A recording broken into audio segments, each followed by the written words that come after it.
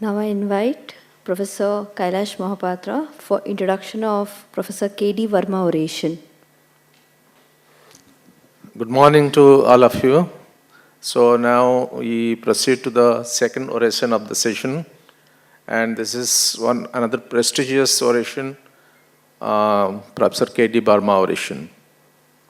It's my pleasure to introduce this oration to the audience.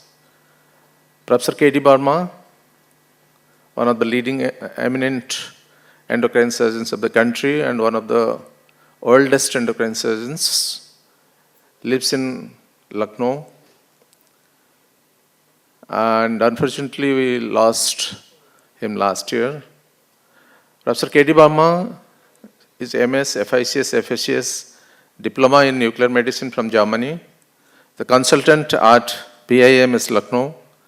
He is the ex-head of the Department of Surgery at KGMC Lucknow, ex-CMS, GMH, KGMC Lucknow, ex-Chief of Endocrine Surgery Unit at KGMC, one of the earliest, probably 1968, that he conceived the idea of starting an endocrine surgery in Lucknow. He was born on 5th July 1939, MBBS in 1961, MS in 1964, Diploma in Nuclear Medicine from Germany in 1970. His FSCS in 1980, joined as a lecturer in surgery in 1965, FICS in 1976, and retired as HOD of surgery in 2000 from KGMC. He started endocrine surgery unit first in northern India in the Department of Surgery in KGMC, now known as KGMU, King George Medical University. As past president of IAES, is the editor of IAES newsletter and past president of UPASI.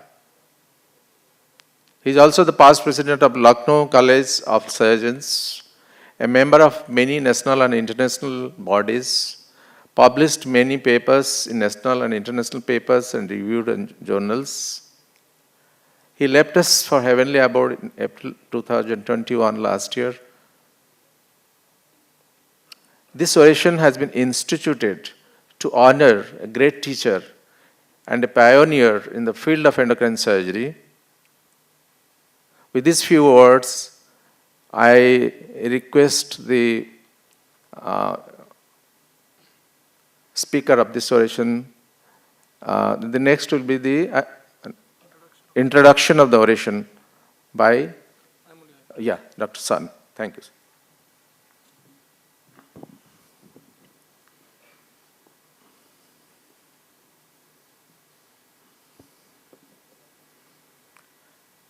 It is my privilege to introduce the orator of this year's K.D. Verma Oration. Dr. Deepak is a very sought after teacher and surgeon. He is currently the professor in the Department of Endocrine Surgery. He has his PhD in molecular biology, University of Sydney. He was involved in the identification of novel genes and gene regulators in medullary thyroid cancer. He was a fellow he was the Mary Jo Reeve Clinical and Research Fellow, University of Sydney. He was the Endeavour International Postgraduate Research Scholar. He won the Best Teacher Award, which is a very prestigious award in CMC since 2016. He's got many peer-reviewed publications. He is a visiting professor, endocrine surgery section in the Royal Australasian College of Surgeons. He was former Associate Director for Human Resources in 2016 to 2020. He was former Head of Department of Endocrine Surgery between the years 2016 and 2020. His special interests are in thyroid, parathyroid, and neuroendocrine tumors. He has been a mentor and guide to a lot of undergraduates, postgraduates, and MCS trainees. He's a very avid Formula 1 enthusiast, and his surgeries are as fast as the Formula 1 cars. Now I invite Professor Deepak Abraham to come on stage to deliver the oration.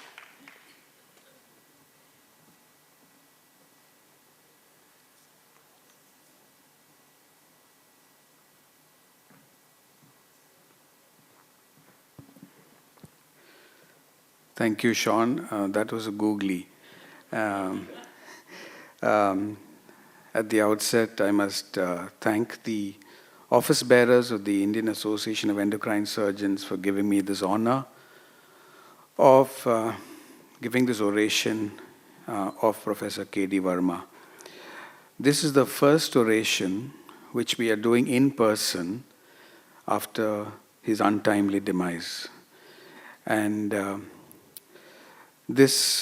was looking at the internet to see if I could get some information, apart from this news article which said about the loss of 3 doyens of medicine, which KGMU lost in the second wave. But what stood out was this write-up by Professor Ramakant, which is Pooja's dad. And he says about one statement which I'd like to read. He says, teachers have 3 loves: love of learning, love of learners, and love of bringing the first 2 loves together. That's beautiful. That's beautiful to say that we are here to capture this 3 loves: the love of learning, the love of learners, and the love of bringing those first 2 loves together. If that happens in our life, I think we will emulate his life pretty well. And to me, that was an inspiration when I was preparing for this oration, my calling to be a teacher. And that is why I chose to use this slide or this title of medicine as in the full form it is, or in the full expanded title it is, practicing the art and science of medicine as a calling. In short, it could be medicine as a calling. And the reason I speak about this is because this is something which has captured my heart, which I'm speaking my life. So this is very vulnerable talk. And the whole idea of sharing this is because I firmly believe that if we practice medicine as a profession, we lose out. Because when it becomes a profession, it becomes an industry. When it becomes an industry, it becomes driven by the bottom line. And when it is driven by the bottom line, the patient gets shortchanged. So, disclosures, these are a series of real life stories. Most of them are patients, but some of them are students, fellows who worked with us. And permissions are obtained from all of them. And through this 35-40 minute, I hope to convey to you the power of storytelling. This is dedicated to 2 of my teachers. One is seated in this audience. But I'd like to just let you in on a secret. I didn't want to do surgery. I wanted to be a physician. And when I was in my MBBS days, this teacher on the left, his name is Professor K. Shankaran, had a fascinating way of presenting surgery. And that captivated me and made my switch from becoming a medicine or internist to becoming a surgeon. And then Professor Nair, who is seated here and has been a mentor to many, to mentor to us in our department, Paul and me specifically, because we have sort of grown with him and understudy to him. Today we are what we are because of him. And I'd like to dedicate this to all people who have gone through our department, current fellows or residents, past residents, people who've worked with us, people who've spent time with us. And of one person I must mention here is Pooja, who spent significant 6 to 7 years with us in the early days of endocrine surgery formation and has contributed a lot to our department. And what I'd like to also contribute to the people who are going to join us in future. And these are people who I believe will join us because they were fascinated by endocrine surgery, the love of the specialty, but more importantly, the love for passing on that training. And in my outline, I'd like to just speak about a legend. I'd speak about a legacy. I'd speak about the league we aspire to be in. And finally, I'll speak about life lessons I've learned along the way. The legend is Dr. A.S. Fenn, And those of us who were here yesterday heard Dr. Nair speak about him and the influence he had in his life. I learnt all of Dr. Fenn from Dr. Nair because I didn't see Dr. Fenn in person except for a day I still vividly remember. He was on a wheelchair post below knee amputation. Dr. Nair was pushing that wheelchair from the dressing room to the car to take him home, which was Ambur, which is about 40 kilometers from here.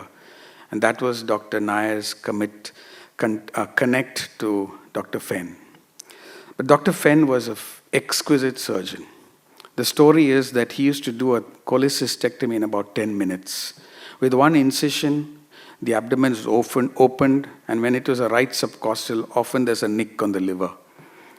And as Dr. Nair said yesterday, it often requires only very few people who could keep pace with his surgery, and especially for tying knots, and one person was Dr. Nair. More importantly, M ward, which was our old private ward, one floor was filled with patients which were come from various parts of the country to be to be taken care of by Dr. Fenn. And all he did was admit patients. And the next day, when he came for rounds, the whole workup had to be done. The patient's details had to be presented to him without looking at the information available. So it's got to be known by heart by the resident. And if not, you are lost by the wayside. And he had 40-odd patients in M ward under his care who came from various parts to be taken care of by him. More importantly, he was an exemplary teacher, much like the orator, the oration, the person who we are celebrating today. He was an exemplary teacher. And he had a phenomenal way of dealing with undergraduates in a special way, postgraduates in a special way, and his colleagues, his junior colleagues in a different way. It was unique for each of them. Undergraduates loved him because he cared for them like a father, because he was not married and all his students were his children. PGs, MS General Surgery at that point of time really had a tough time because very few could cope with him, but that was his way of preparing us to become good surgeons. And finally, he was extremely far-sighted.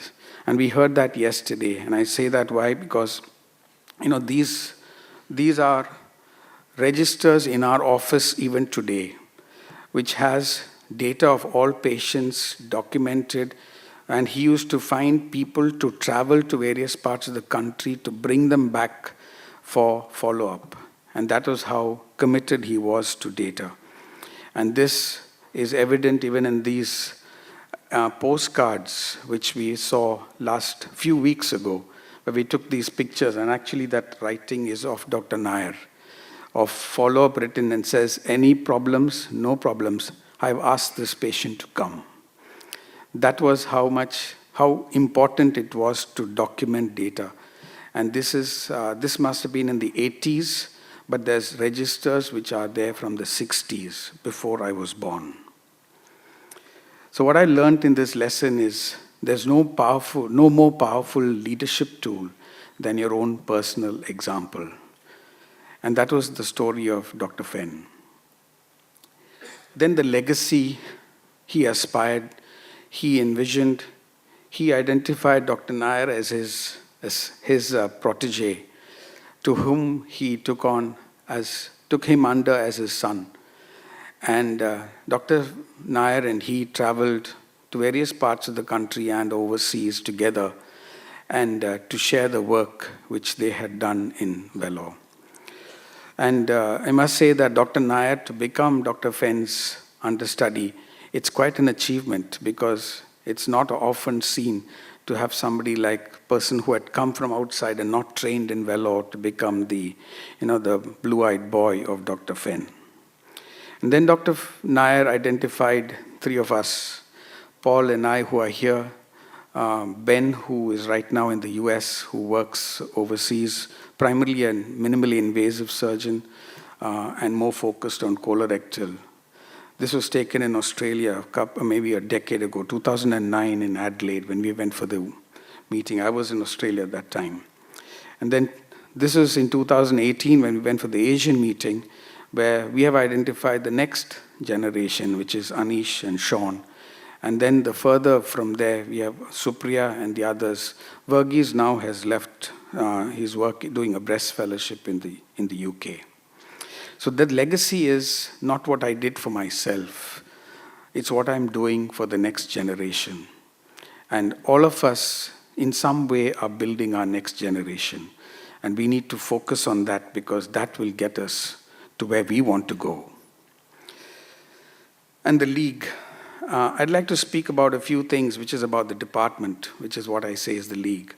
And that is about batting for audit. And surgery without audit is like playing cricket without keeping a score. And auditing is very important in a life of a surgeon. And you can see this is what we do. We have a whiteboard in our office. We write every week's audit.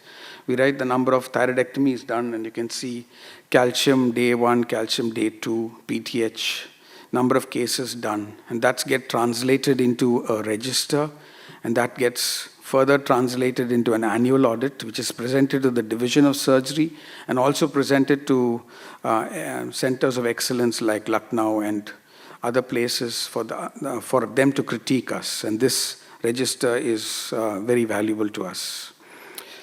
And you can't hide you cannot but miss the joy in her face even behind the mask. Because the joy is there are 16 thyroidectomies done that week, and none of them have hypoparathyroidism. And that was possibly the first week when we saw that data, where we had 16 thyroidectomies and no hypoparathyroidism. And that was the joy. So what I'd like to convey is you can't push audit. You've got to catch the audit. You've got to catch the fever of audit. And you've got to understand that this is from within. It is not from outside. You don't force it on yourself, because forcing it on yourself makes it a chore. But if you do it from within, it becomes a passion. And so this is how we do our surgeries, our audit. You can see the dip due to COVID and the pickup the following year. 2022 data will get collated at the end of this year. And we have 4 key performance indicators, which is hypocalcemia, recurrent laryngeal nerve injury, hemorrhage, and chyle leak, which we identified at the start. And we keep documenting this, and you can see how the hypocalcemia rate is dropping steadily. But you can also see that symptomatic hypoparathyroidism is more than biochemical hypoparathyroidism. That is because the over-enthusiasm of the registrar asking, "Jinjin ho raha hai?" So everybody's jinjin is there at the end of the day because you asked 4 times, you got hypoparathyroidism. And you can also see that the nerve injury rate's dropping. But interestingly, the year when the COVID was, we were more relaxed, not doing surgery at a rapid pace. You can see that the recurrent laryngeal nerve was 1.6%, which is the lowest we've had. So what I've learned in this, the lesson is practice does not make you perfect. Practice only makes you permanent. It is audited practice which will make you perfect. And we are on this journey of being perfected. We will never reach a point when we will say that we've done it completely. That brings me to research. And research needs to be relevant, needs to refine clinical outcomes, keep the patient in the center of research. We need to reorganize our work schedule so that you can accommodate and make sure that you give your adequate importance for research. And that gives you further opportunities for further research, and each project which actually brings out 2 questions or 3 questions which can be addressed later. And this is my journey of going to Sydney. And again, how it started, I went from 2008 to 2010. But my journey to go to Sydney started in 2005. And 2005, 2006, I traveled to Hong Kong, I traveled to Sydney. I traveled to the department, I met them multiple times. I met them at meetings, kept the communication going, expressed my interest of coming, but it took me 3 years to get the position. To understand that as youngsters, remember that if you're aspiring to do something, you need to work at it. You need to constantly work at it. And that resulted in the whole process of completing a PhD at the University of Sydney at the same time of being a fellow in the department, which actually gave me the experience of just operating every week on 2 or 3 lists, either with Lee Delbridge or with Stan or with Mark. And that just gave me the tips and tricks to actually improve surgical exposure or surgical skills. And that resulted in me being invited as the visiting honorary lecturer or visiting faculty to the College of Surgeons or Australasian College of Surgeons meeting in 2019, which is a rare honor. The lesson I've learned is you need to dream big, but you can start small. But most of all, you need to start and chase your dreams. Dreams are there to be chased, and it should keep you awake during the day when you dream them at night, because you need to work on them. The next I'd like to highlight, which again Dr. Nair highlighted yesterday, which is about multidisciplinary approach. And we understand it's important to have a good endocrinologist, a good radiologist, a good nuclear physician, radiation oncologist, a medical oncologist. But most important, you need to have good communication. And that good communication keeps the ball rolling. The patient in the center, and you're able to take the phone and call somebody and say, listen, I have a problem. Can we meet? And we often do that. And when we have a problem patient, we actually get together in the ward, first among the clinicians, make a decision what we are going to speak, and then go to the patient and to the family and speak one language. So the lesson learned is team unity. In team unity, there is synergy. Not only do you double, but you quadruple your effect, and you get outcomes which are really worth aspiring for. And I'll just go to my pet area, which is medullary thyroid cancer. And in medullary thyroid cancer, we all know that it's a rare cancer. It's 1 to 2% now because of the increase in PTCs. Surgery is the mainstay, and unfortunately, there's very little data for randomized trial. So clinical expertise, and we as a department can claim that role because we do about 10 to 15 cases a year, which is big numbers. And that's the proportion of cancers versus medullary thyroid cancers with total thyroidectomies. To see, that's a small, minuscule number at the bottom in gray, which reflects MTC. That's the experience we all have. So I have a story to tell. This is a story of an IT professional who lived in the neighboring state. He saw his father's death summary and saw that it was medullary thyroid cancer. Googled and found out that medullary thyroid cancer can be hereditary. He had a thyroid himself for 4 years. The department or the team which took care of his dad did not tell him about the importance of being screened.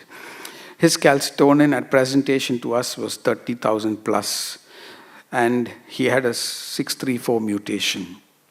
That was his disease at the start. This was 2014. So we at an MDT again made a decision. He's got extensive disease. We possibly will get an R2 resection. Let's try TKIs. This was the first time we used a TKI. The only TKI available was sorafenib. And so we gave him 400 milligrams twice daily to assess 3 months later. He withstood and tolerated gave his all to continue the medication, suffered hand-foot syndrome, but did it, and then found that the disease shrunk.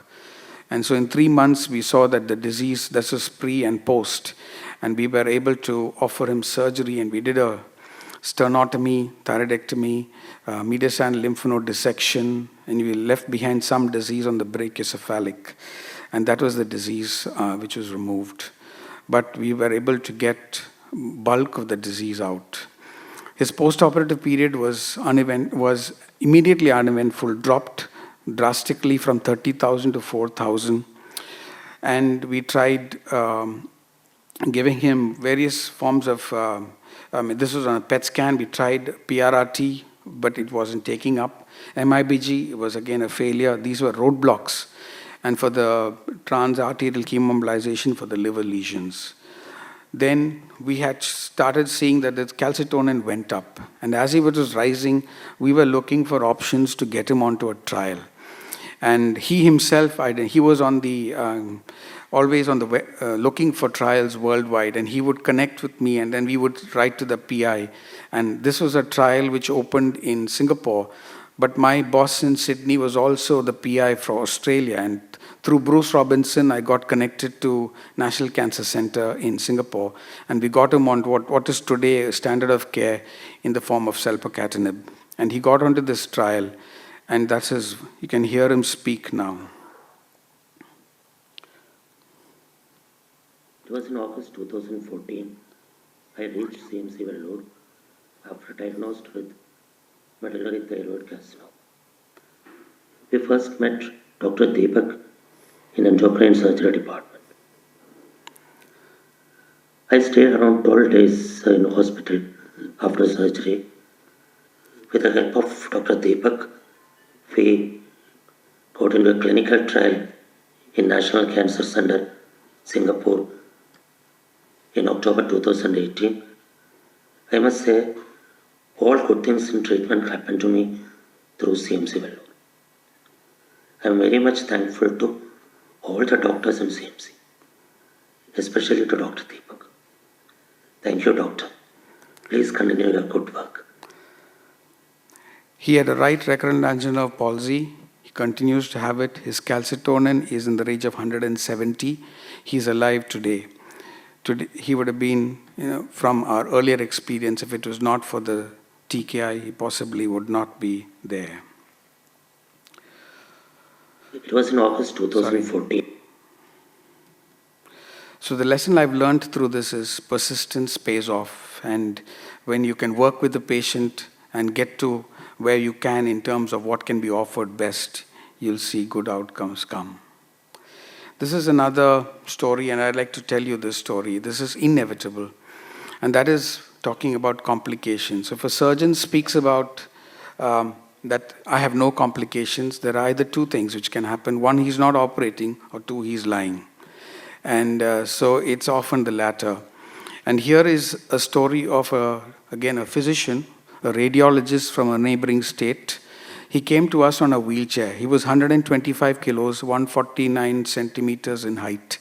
He had 3 times surgery of the pituitary, radiation, and he had failed pituitary with Cushing's, florid Cushing's.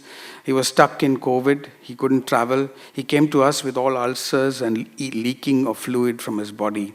And he had his 2 adrenals which had to come out. We put him on metomidate. We gave him, prepared him preoperatively as best as we could, and we went for surgery. His right adrenal came out very uneventfully. His left adrenal, we had complications on table. What would have been a 1.5, 2 hour operation went on for 6 to 8 hours. Needed a splenectomy because we had to convert. He had intraoperative bleeding. And we took out what we thought was a left adrenal, and we transferred him back to ICU and shifted him. To our shock, in 10 days' time, the biopsy report, the left adrenal was pancreatic tissue.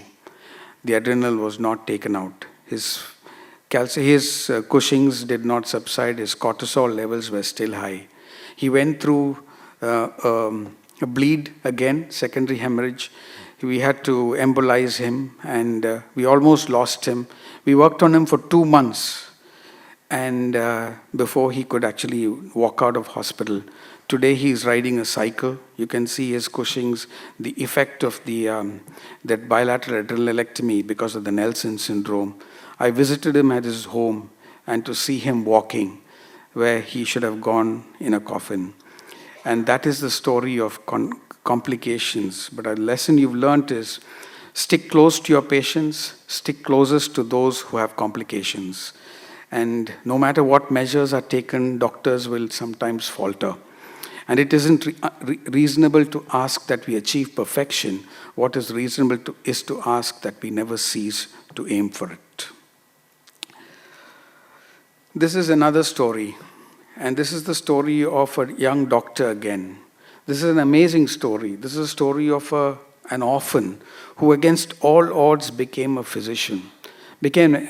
Finished her graduation, got married. Her name was, I think I'll stick to I'll de-identify her. She came to us with adrenocortical cancer. And she had a very rare form of adrenocortical cancer. We had an aldose-secreting tumor.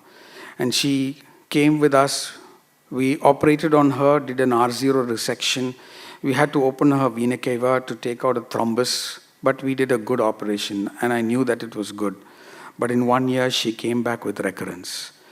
And she followed that with second surgery. The third surgery was, again, we went in, did a radical nephrectomy, took off most of the retroperitoneal tissue on that area, including the diaphragm, and reconstructed it with a mesh. But she again recurred. And finally, we had to call it a stop and say, listen, I think we were not getting any more. And here's a story from her husband. My name is Nihal Ahmed. I was a caregiver and a husband to my wife who succumbed to adrenocortical carcinoma, which is considered 1 in a million in terms of numbers. Being diagnosed at just 25 years when my son was 9 months old, we embarked on an indefinite and uncertain path, a path which would test our patience beyond the ordinary as a family. I still remember the day when Dr. Nihal Thomas and Dr. Deepak Abraham consoled us saying, "You're a doctor, and we will try all that we can so you can live not just for yourself, your son and your family, but to many patients who you can treat as a medico." We knew we were in the right hands then itself. I can indeed vouch that we were taken care with utmost affection and love by the whole team, right from endocrinology to oncology at CMC Vellore. The simplicity and humbleness when Dr. Deepak visited our house in Bangalore, knowing that my wife has just a few months to live to boost our morale, from time to time clearly showed how much he reciprocated our love. It was this love that drew him even on my wife's deathbed, and his pat on her cheek with just a few minutes left to depart this world, calling her out, "Tazain, Tazain." I am sure if she could, she would come out of the pangs of death with just the tone of Dr. Deepak calling her name out. The night before her death and after a 3-year-old battle, I had given consent to not take her to ICU if situation worsens for her own good. I was torn into pieces inside, but I had to let her go. I was helpless. She knew what's in store. She told me she was helpless. She told that she would die of septicemia. I would realize only later that she became a doctor just to know of her own deaths step by step, just like in the textbook. She served humanity in the limited years of her life as a person and as a doctor. I was told by the palliation team that she has no regrets in life. She lived life to the fullest and that she got a beautiful family, a loving husband and an adorable son, and that she regretted not becoming a postgraduate and that her son would think that his mama was just an MBBS. The other regret being that our son is too young to understand why his mama left him so early. I am sure she's in a better place, free of any pain or agony. I am sure our son would fulfill his mama's dream and realize the sacrifices, the hardships which we underwent at every stage. Death, while a taboo topic, is the harsh reality. It doesn't mean we forget to live our lives. There has to be a meaning and purpose of our life. Only then can we achieve what we were truly created for. I would like to congratulate the team at CMC for going beyond the line of duty and to continue their service to humanity. Thank you. Nihal Ahmed, the man, the husband actually flies into the US as part of job, and he made his way to Gary Hammer in Michigan and showed the discharge summary from CMC. And Gary Hammer said, "Is there somebody who takes care of these patients in India?" That was his surprise at what he heard. And he ran for patients with adrenocortical cancer as part of a voluntary run, but only to see that his wife had lost. But the lesson we've learned is death is not a defeat. Death is an opportunity to celebrate the life lived. So instead of mourning their deaths, celebrate their life. And in my visit to the family's home, again in a neighboring state, it really gave them so much joy that in the midst of all the troubles that they were going through, they could see hope. And that was the lesson I've learned about death. We are a happening unit. I told you some stories which possibly will bring a tear to your eye. But we are a fun-filled unit with a lot of activities, a lot of beach outings and visits. It's a happening place. But you need to make the workplace a happening place. You can't, it will not happen automatically. You need to make that effort to make it a happening place. But we are so focused on what we do, we can forget why we do what we do. And that has been my role now. It's sort of, we have a weekly get-together on a Friday morning where we sit around a table and discuss life's issues, patients we've seen, and to bring both together and understand that my role today in the department is to focus on the why we do what we do, and to understand that life is much bigger and work is an expression of life. If work becomes all of your life, you become a problem. But when work is an expression of life well lived, you will enjoy work and life becomes a passion. And work becomes enjoyable. No more is it a chore. It's worth celebrating. And this is the story of another person seated in this room who came to us in CMC with no exposure to being CMCite.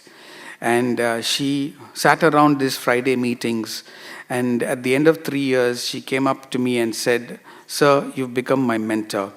You have filled me with thoughts which have changed my life. You've built my character.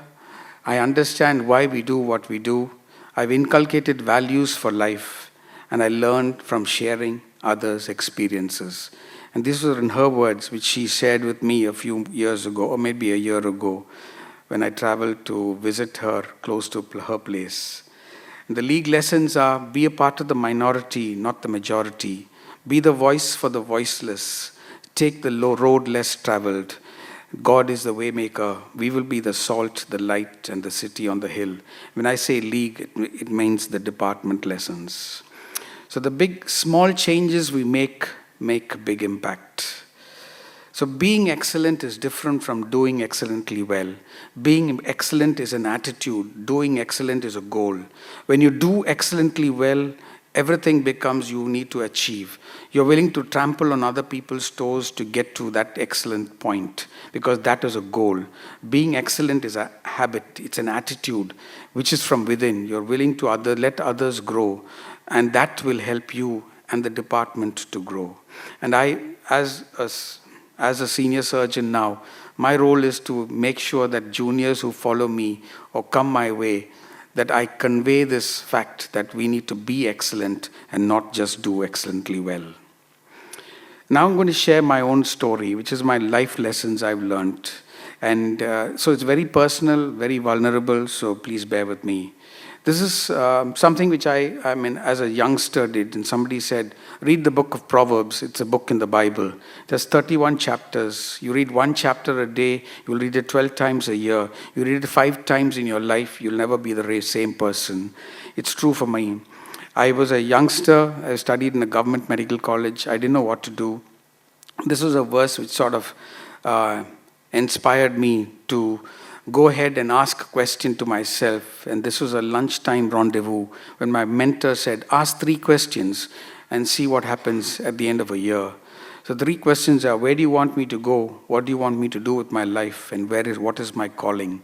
At the end of that 1 year, the answer was to be a teacher, a role model to medical students. I didn't know where I was going. I studied in a government school. I had no CMC fellow was not at all on my radar. I was looking for opportunities to get into a government system which would never happen because of all what the system in the country runs like. So here I was with no opportunities, but I knew I had to do a PG. So these 3 of us were musketeers who we were studying together. We were known to be the best students in a batch, at least in our top 10, to get into a PG rank. That time there was no All India exam. The 3 of us studied every day during internship. At the end of it, the 2 of them passed, got their PG on their first shot. The 3rd musketeer, which was me, failed. And the lessons I learned was failure is not final. Failure is not fatal. And today, a lesson I learned in a month or so, maybe a couple of months ago, failure is sometimes essential. Because then you will step onto other areas which opens up, which you would never see otherwise in life. So I took a road less traveled. I went to a city, went to a small town. It's at a tongue twister of a place by name Ottanjatram. My parents were shocked. They didn't know where I was going. But anyway, they had the grace to let me go. So I went to a small mission hospital to work, and for work 2 years. And there, to understand that the world says, get what you can what you get. Sit on that can as long as you can. But it's a we should live a counterculture. And that counterculture is in becoming the last, you become the first. In yielding, there's a reward. In surrender, there's a victory. In dying, there is life. And so this counterculture lifestyle is what we need to inculcate, and that will make a difference to the people we live with. And that brought me to what was my morning journal. I used to wake up every morning at 4 a.m.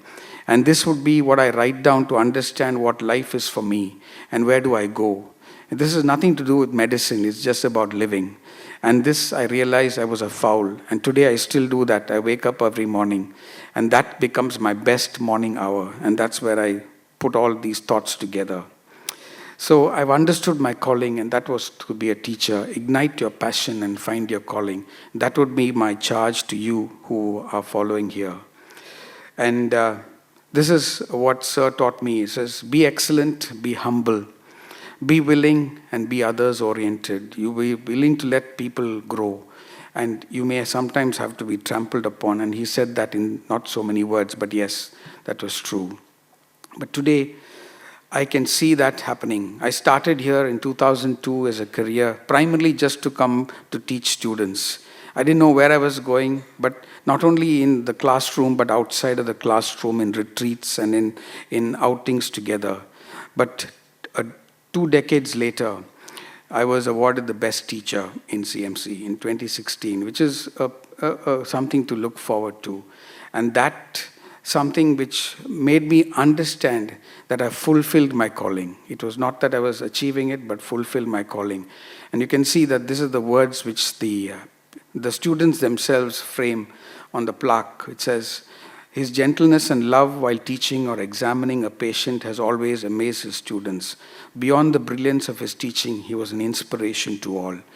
That's what people are looking for. People are not looking for just brilliance in teaching. It is also brilliance, living a life which is worth that, reflecting that brilliance. And so this has been the principle of my life. Act justly, love mercy, walk humbly. We need to be competent, definitely. Accomplishments will follow, but you need to be human. And humanness is essential. And humanness comes when you walk with humility. And when you act justly with situations around, but express love or mercy to other people, you will automatically walk humbly. And that's been the story of leadership. Is not about being in charge. It's about taking care of those in your charge. And that is, to me, I look at it as colleagues and youngsters who work with me. It's my care. It's my responsibility to take care of them. And when we help ourselves, we find moments of happiness. But when we help others, we find lasting fulfillment. Live in such a way that even if given another opportunity to live your life all over again, you would still choose to live it exactly the same way that you're living your life now. If I can say that, I'll say that to myself and say, if ever I have to live life again, I'll live it exactly the way I've lived thus far. And there's a movie called 10 Commandments, and in 10 Commandments, Moses is the main character. And this main character goes up to a burning bush, and God asks him, what's in your hand? He says, a staff. The staff correlates with or relates with identity, with your income, and with your influence. Medicine is our staff. In surrender, there's a reward. In yielding, there's a victory. In becoming the last, you become the first. In dying, there is life. Medicine is a calling. Be patient-centric. Be excellent. Be compassionate. Be others-oriented. And most of all, believe this is worth it. And to all of these people here, we acknowledge the work the department has done is because of people who have gone through and been with us. And as heads or as seniors in the department, Paul and I are grateful for what we've received from all of you who are here, and to be able to be examples or leaders for the time we are here. Above all, we thank our families who are with us And the new kid on the block has no family yet, and so if you are interested, you could meet her tonight at the banquet. Moreover, you need to tick all the right boxes, otherwise you won't get it there. Yeah. So thank you all. Life lessons are ongoing. Legacy is growing. The legend, Professor K.D. Verma, will approve of this. Thank you.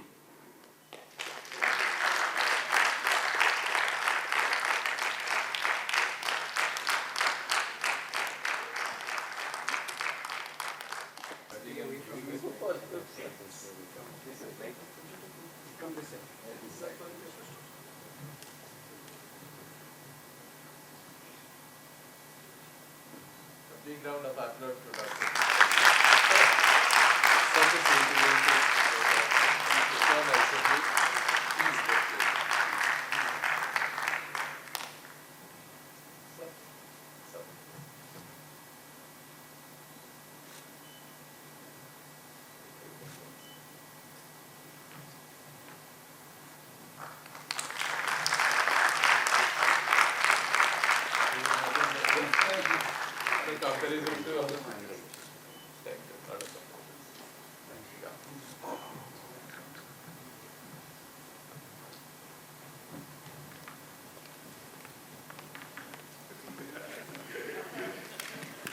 Well, I never expected the picture to be in the center, sir.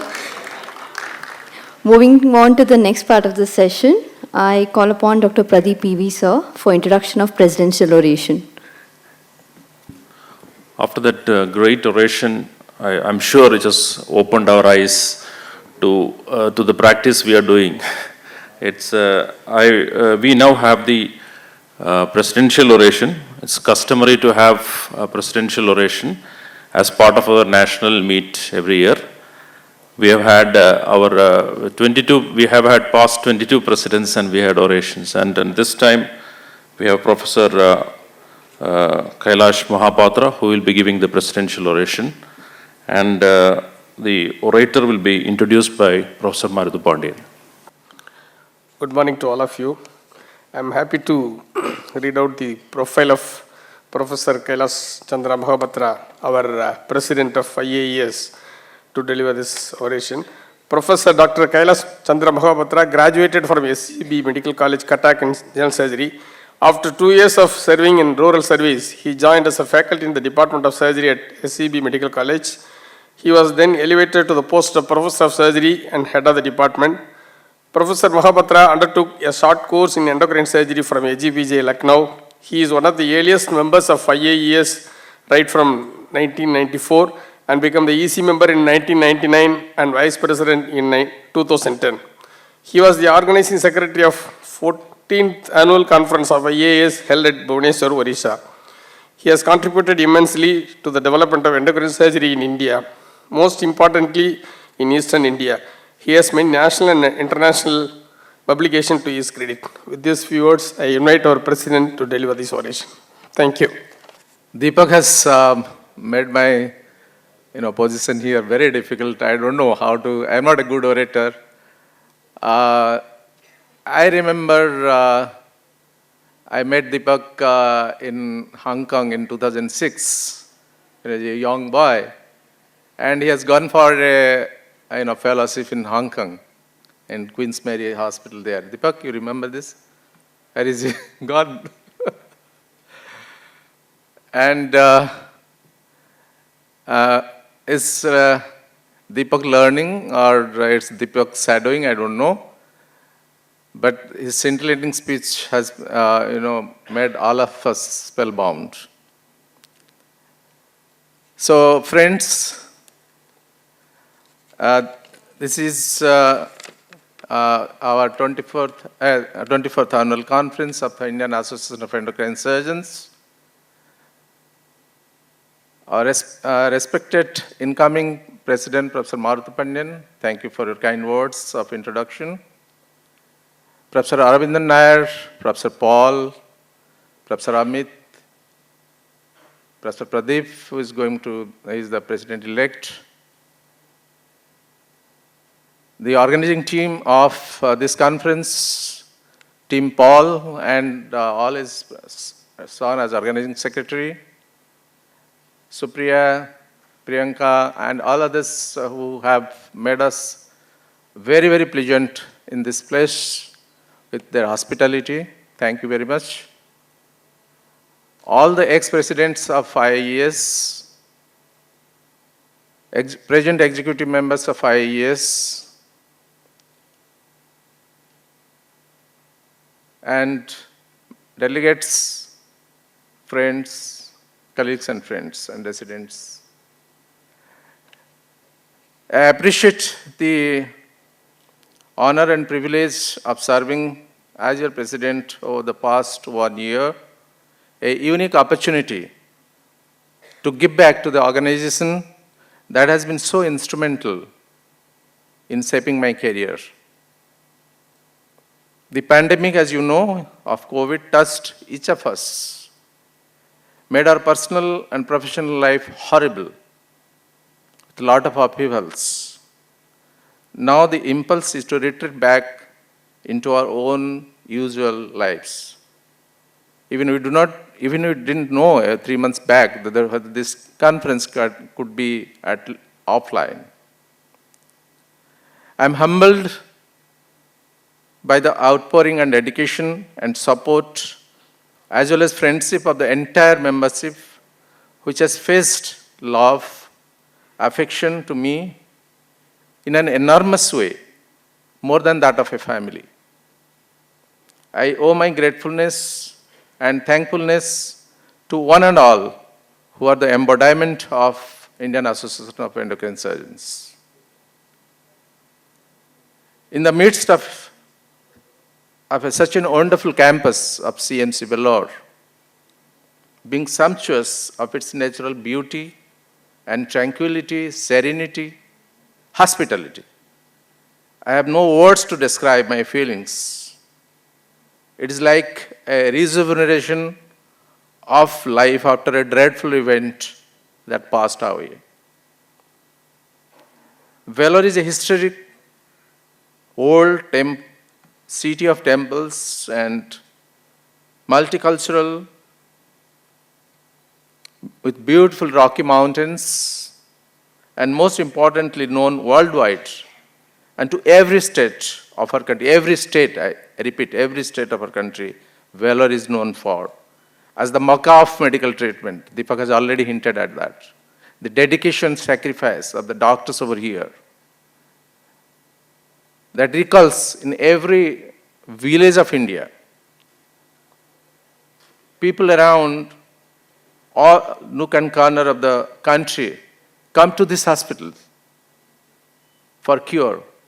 My uncle, who had a brain tumor, had come from Rourkela, from western Orissa, to be treated here and got cured. Later on, he died of an accident, but he got cured of a mid-brain tumor. It is a household name in the entire country and in my home state, Odisha also. That was shown in Deepak's, picture of Odisha, how the CMC is connected to the eastern part of India.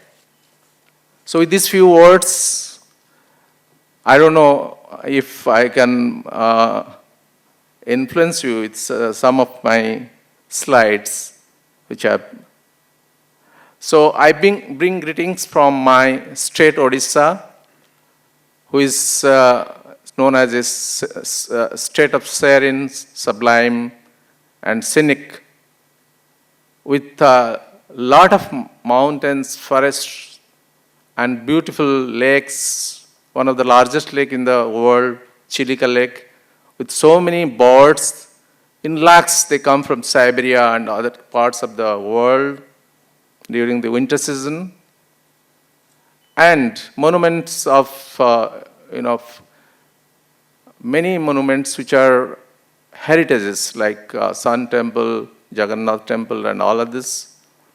My alma mater, that is SCB Medical College, we started at a pilgrim hospital for the people who travel far and away from the country to visit Lord Jagannath in Puri, one of the dhams for Hindus.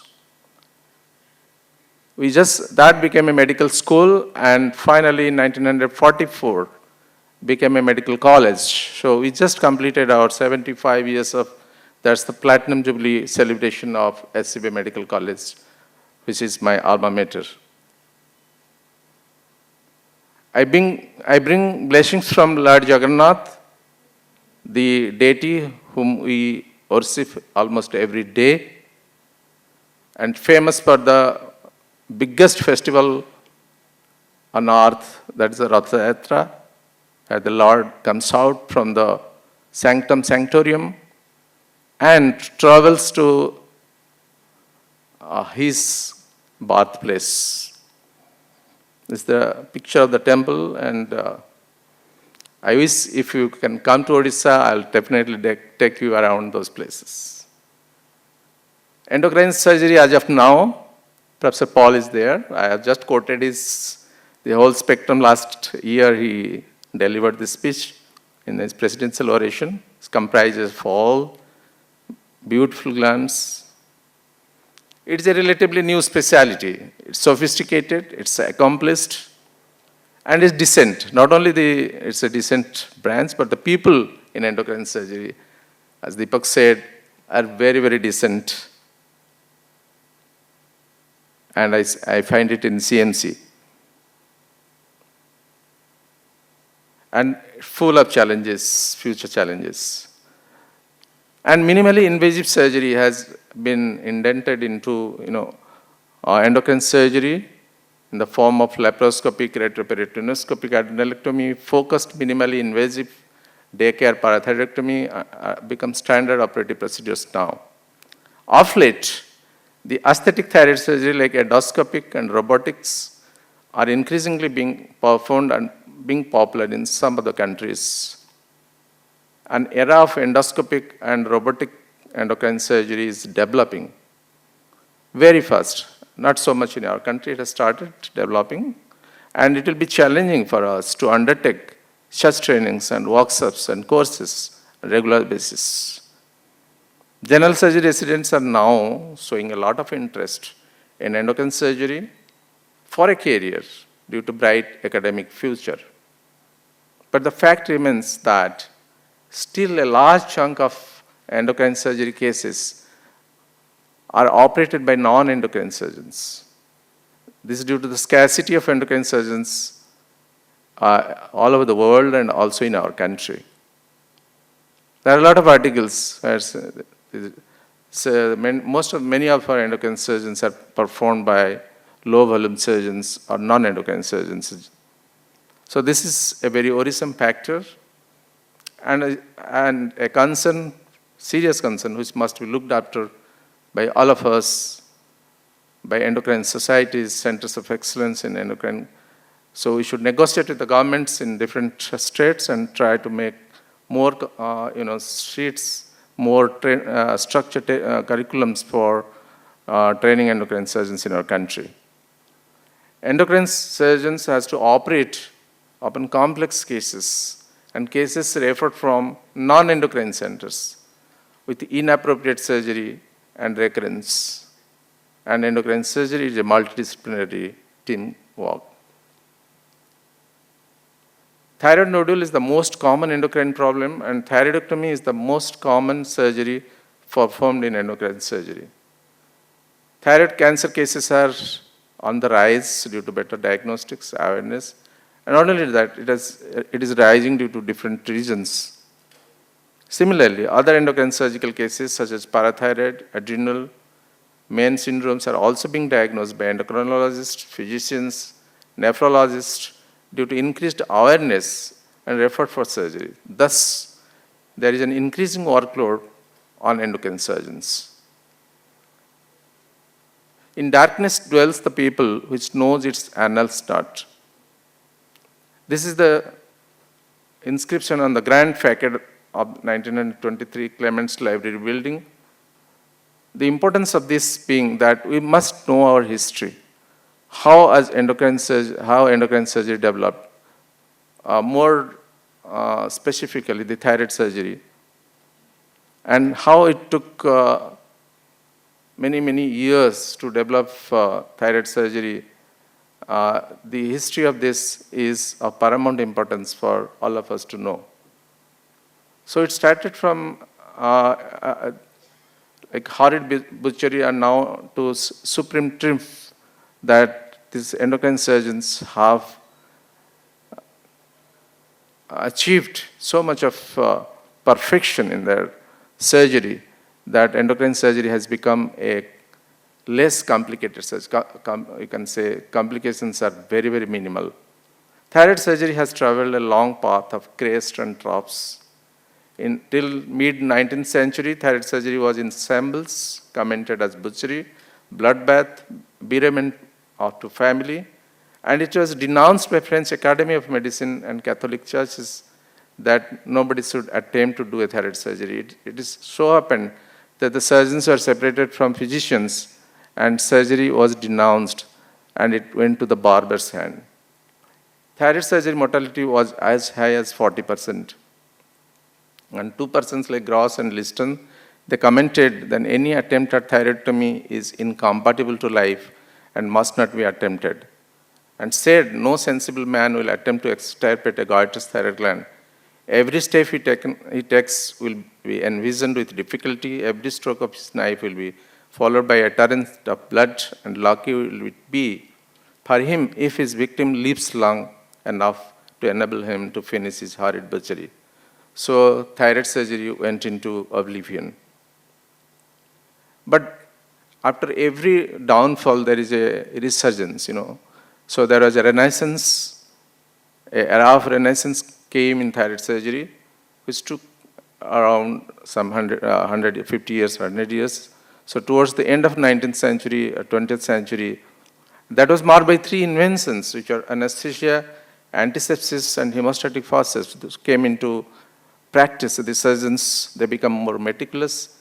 They respected the tissues, they conserved the tissues, and they made attention to anatomical details, and hemostasis was achieved. This led to decrease in the mortality rate of thyroid surgery from 40% to less than 1%. And this was achieved by this magnificent seven: Billroth, Cocker, Halsted, Mayo, Kreil, Lahaye, and Downhill, which is called. The history of thyroid surgery is ridiculed with controversies that was ultimately conquered. It's a rebirth of, you can say, by this magnificent seven. Theodore Cocker, Halsted wrote a story, an operative story of goiter, said the extirpation of thyroid gland typifies perhaps better than any other operation the supreme triumph of the surgeon's art. And this way, the journeys went on, and there was no association of endocrine surgeons or endocrine surgeon or thyroid surgeon. There was no such platform so that they can develop endocrine surgery. But there was a man called Peter Hammond. When he was dying of cancer stomach, he knew that he's dying of cancer stomach. So in the San Francisco SIC conference, he called upon like-minded persons, general surgeons who are actually doing thyroid surgery, to start an association called International Association of Endocrine Surgeons. And there are a few people, 10 or 12 people, they started endocrine surgery. And that's how the International Association of Endocrine Surgery was formed. And pari passu with those associations, various other countries followed it, like American, European, British, Japanese, and then in India too. So endocrine surgery in India, and Professor Misra has an article with this map, which I have derived from that. In India, actually, Professor Bittal started the first unit of endocrine surgery at MMC 1980, and it was soon followed by SGPJ, Lucknow, CMC, Belur, and many other, like in KGMU, then Madurai Medical College, and IAEMS, Delhi. So it started growing. The endocrine surgery started growing. IAS started as a subsection of ASI in 1993. And the structured curriculum and residency programs of MCH first started in SGPCI, followed by Madras Medical College, then CMC Belur, and the AIIMS Delhi. and in KGM also it has started, and few other departments of endocrine surgery with breast, and they are recognized by NMC. So who are the people, who are the stalwarts, who are the torch bearers, who are in the front of taking endocrine surgery to the heights? So I call them as big five gurus. Padma Shri Professor Sivapatham Bittal has not come due to personal problems. He is the founder of IAES in 1993. He is the founder president of IAES, former president of ASI. He is the father of endocrine surgery in India, the living legend, the champion. And he started the division of endocrine surgery in 80 in Madras Medical College, started the department of endocrine surgery in 86, continued as HOD of endocrine surgery, actively involved in all activities of IAES. And his legacy, as Deepak said, legacy is one of the most important things, that you become a professor, you become a HOD, you become the, a person of the department who is leading the department. You must have a legacy that will follow you.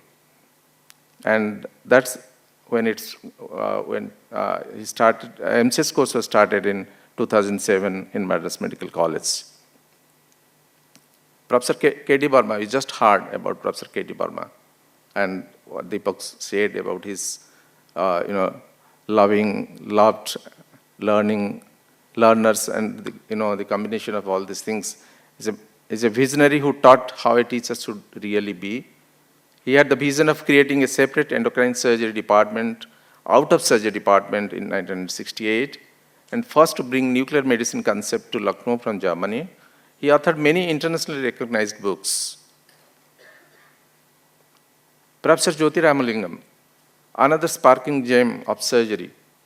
He was the former president of IAES and ASI, started the subspecialty of endocrine surgery at Madurai Medical College, a simple, magnanimous person credited for starting minimally invasive surgery at Madurai.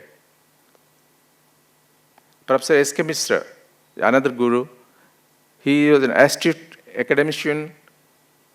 Rather, we can say him as the academic guru of endocrine surgery and a visionary.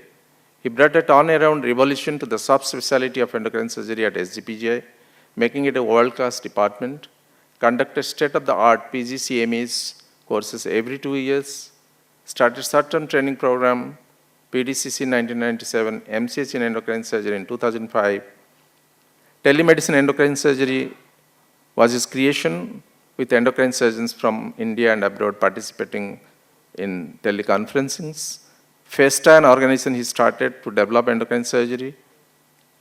Organizing Secretary of the Congress Director of Asian Association of Endocrine Surgeons, held in New Delhi 2018. And he was member of many academic bodies all over the world, trained many endocrine surgeons from outside our country, from Africa, in SGPGA. And Professor Aravindan Nair, just sitting in front of us.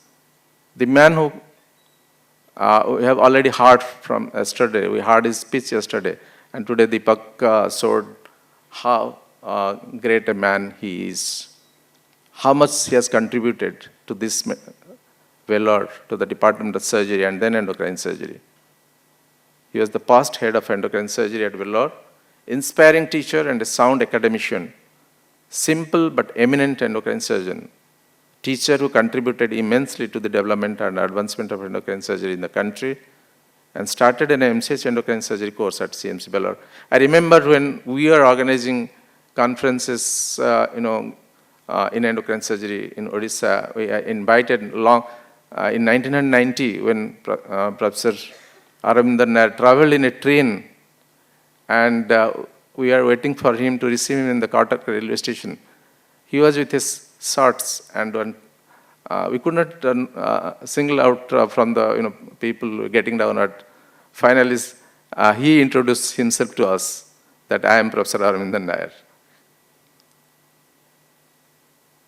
So coming to my topic, which I'll just speak a few salient points in the trends in endocrine surgery, particularly in relation to thyroid.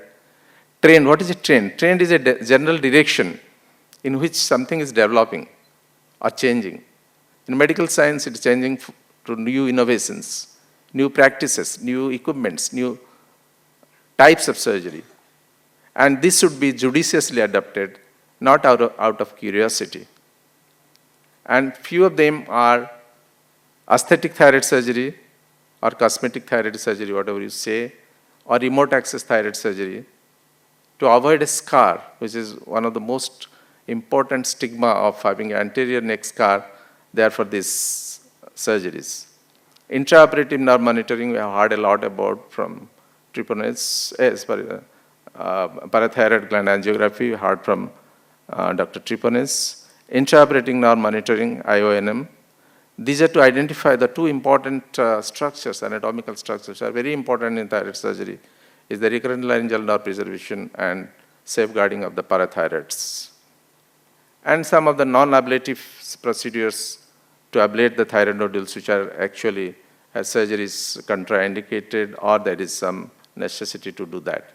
And artificial intelligence and machine learning are creeping into the science of endocrine surgery and every science to aid in diagnosis differentiating between benign and cancer. Robotic thyroidectomy, see, any sufficiently advanced surgery or technology is indistinguishable from a magic. These technologies, the innovations, these newer things, they extend the capabilities of a surgeon. They don't replace the hand of the surgeon. They don't replace the surgeons.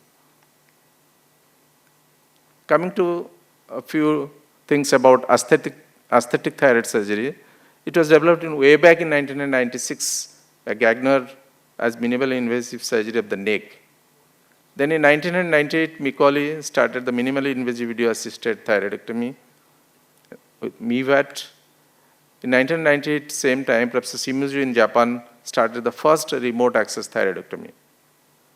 There are different approaches in aesthetic thyroid surgery. Some started, going to the neck through axilla, some through the facelift approach, and then combination of breast and axillary.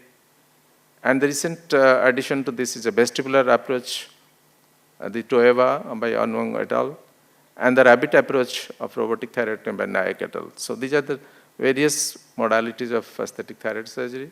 The purpose, what is the purpose of aesthetic thyroid surgery, is to minimize the neck scar or absolutely abolish the neck scar. It is said that it is unauspicious. It is so much disliked by people, particularly young women. And this because of it forms a keloid, it looks ugly. It can give rise to paresthesia, discomfort, problems with deglutition, and reduced quality of life. These are the. So aesthetic surgery has the merits like has an excellent cosmetic outcome. It reduces the hospital stay, it reduces pain, and improves the quality of life. And the demerits are the cost, prohibitive cost in some of the robotics that have happened nowadays. Experienced surgeons are required, the steep learning curve. And the cases which are to be selected for this type of surgery must be stringently selected. Subgroup of people where you can do it. And the oncological safety is a doubt, is still controversial. And conversion rates are there also in some cases. So cosmetic axillary approach, endoscopy, Ikeda et al. I'll not go through these things. So this gasless axillary approach, endoscopic, by Chung et al. Facelift approach, endoscopic, by Terris et al. Different people wanted to go, found out their way of approaching the thyroid gland in different ways where the scar cannot be seen or hidden outside in a non-conventional way. And the Baba approach, endoscopic and robotic, both ways, started by Wen YK et al. In 2004. And this is the newer, the most, it is really the scarless thyroidectomy because here it is a type of a Nodes natural orifice endoscopic surgery in which the scar gets hidden in the oral cavity and the scar cannot be visualized. And this is becoming a popular type of surgery nowadays, both endoscopically as well as robotically. Robotic thyroid surgery, we have had 3 of the symposia just recently conducted, one at Vellore, one at Hyderabad, and one at SGPGI. And this robotic system, this new instrumentation, the Da Vinci robotic system, which is manufactured by the Intuitive Surgical, Sunnyvale in California, and mostly popularized by Chung, who started it in 2007, and now he has almost completed 5,000 more robotic transaxillary thyroidectomies, demonstrating very well its safety, efficacy, and feasibility of this type of surgery. So these are the different robotic approaches. The rabbit approach, Nayak et al. Introduced this rabbit approach, robotic assisted breast axilloinsufflation thyroidectomy, which was the workshop was held in SGPG, and Dr. Amit with his team was doing this. And this provides a symmetrical view of both thyroid lobes for optimal visualization and dissection of vital structure, which closely resembles that of conventional open thyroidectomy. There are a few points which are the points of concern or points of difference between endoscopic and robotic thyroidectomy. Robotic thyroidectomy is considered to be superior at present, so far as if you go through various publications, recent publications, or recent trends that is happening in different centers where the robotic, even it has been accepted in USA in many centers, they're doing robotic, which is superior to endoscopic approach in terms of operation time. But at least you have to have 30, 40 robotics, then only you can achieve the target of reducing the operation time, lymph node retrieval, learning curve will be gradually reduced in robotics in a faster than of endoscopic. Elimination of surgeon-induced tremor. Visualization of the surgical field is more in robotics. Ergonomics is, there is no instrument, getting entangled with each other. And overall outcome, so far as surgical completeness is concerned, is more possible with robotic thyroidectomy. Then coming to the next thing, next trend that is happening in making the thyroid surgery safe is an intraoperative neuromonitoring. This aim is to reduce the recurrent laryngeal nerve palsies. As you all know, recurrent laryngeal nerve injury is one of the most fearful complications of thyroid surgery. Every attempt should be made to preserve it, to safeguard it. So in order to minimize the risk of viral injury, intraoperative neuromonitoring is increasingly becoming popular as an useful adjunct to visual identification, adding a new functional dynamics to thyroid surgery.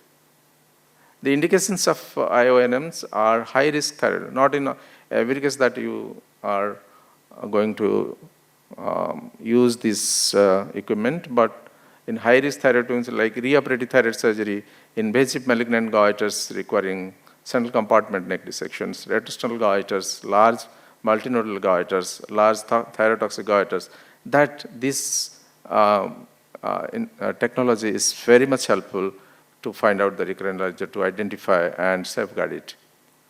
So this is how the endotracheal tube is positioned in the with a sensor, and you record it into a monitor where you can see whether signals and by which whether there is a signal is present or there is no signal can be known by this equipment. So interpretation of the loss of signal during IONM, the presence of a satisfactory EMG amplitude at the beginning of IONM, and no or low response with stimulation at 1 to 2 milliamperes in a dry field suggests loss of signal. So absence of laryngeal twitch or glottic twitch on ipsilateral vagal stimulation also tells about loss of signal, where the functionality of the nerve can be known that it is lost. The advantages of intraoperative neuromonitoring: increases the identification rate of recurrent laryngeal nerve, reduces the time of identification of the recurrent laryngeal nerve, and it predicts the postoperative function of the vocal cords. Current advances in IONM can be helpful in monitoring that is continuous IONM, CIONM, where your vagal the vagus nerve can be connected with a Prof, and the continuous during the whole time of operation to the end of completion of the thyroid surgery, the real-time recording of the functionality of the recurrent laryngeal nerve can be known. There are several reports of intermittent and continuous monitoring series with hundreds of patients receiving thousands of nerve stimulations without any associated significant neural, cardiac, pulmonary, or gastrointestinal vagal side effects. So it is fairly safe to use IONM. This can also monitor to find out the supralaryngeal nerve, and the external branch of the supralaryngeal nerve can be found out by stimulation and identification, including at the subfacial type of external branches of the external branch of the supralaryngeal nerve. The laryngeal head of the sternothyroid is used as a landmark for EVSLN identification. The tissue parallel and underneath the laryngeal head of the sternothyroid muscle is stimulated to delineate the distal course of the EVSLN before it pierces the cricothyroid muscle. Intraoperative identification of the non-recurrent laryngeal nerve, which is a big problem to find out the non-recurrent laryngeal nerve, and it is this nerve that, though it is very rare, but the chances of injury to non-recurrent nerve is common, and identification is difficult. Therefore, this IONM is helpful to find out this nerve. So IONM is an electrophysiologic algorithm, can help identify the non-recurrent laryngeal nerve before commencing the dissection in the related area. The presence of positive EMG response to proximal stimulation of vagus at the superior border of thyroid cartilage, and absence of EMG response to distal stimulation of vagus below the inferior border of a fourth tracheal ring can reliably identify all non-recurrent laryngeal nerves. Then coming to another important innovation in protecting the parathyroids is parathyroid gland angiography by ICG. And it is said that postoperative hypocalcemia is the most common and serious complication after thyroid surgery, to the tune of transient hypocalcemia occurring around 19 to 38%, and permanent hypocalcemia from 0 to 3%. And accurate prediction of post-thyroidectomy hypocalcemia might lead to a modification of the surgical strategies.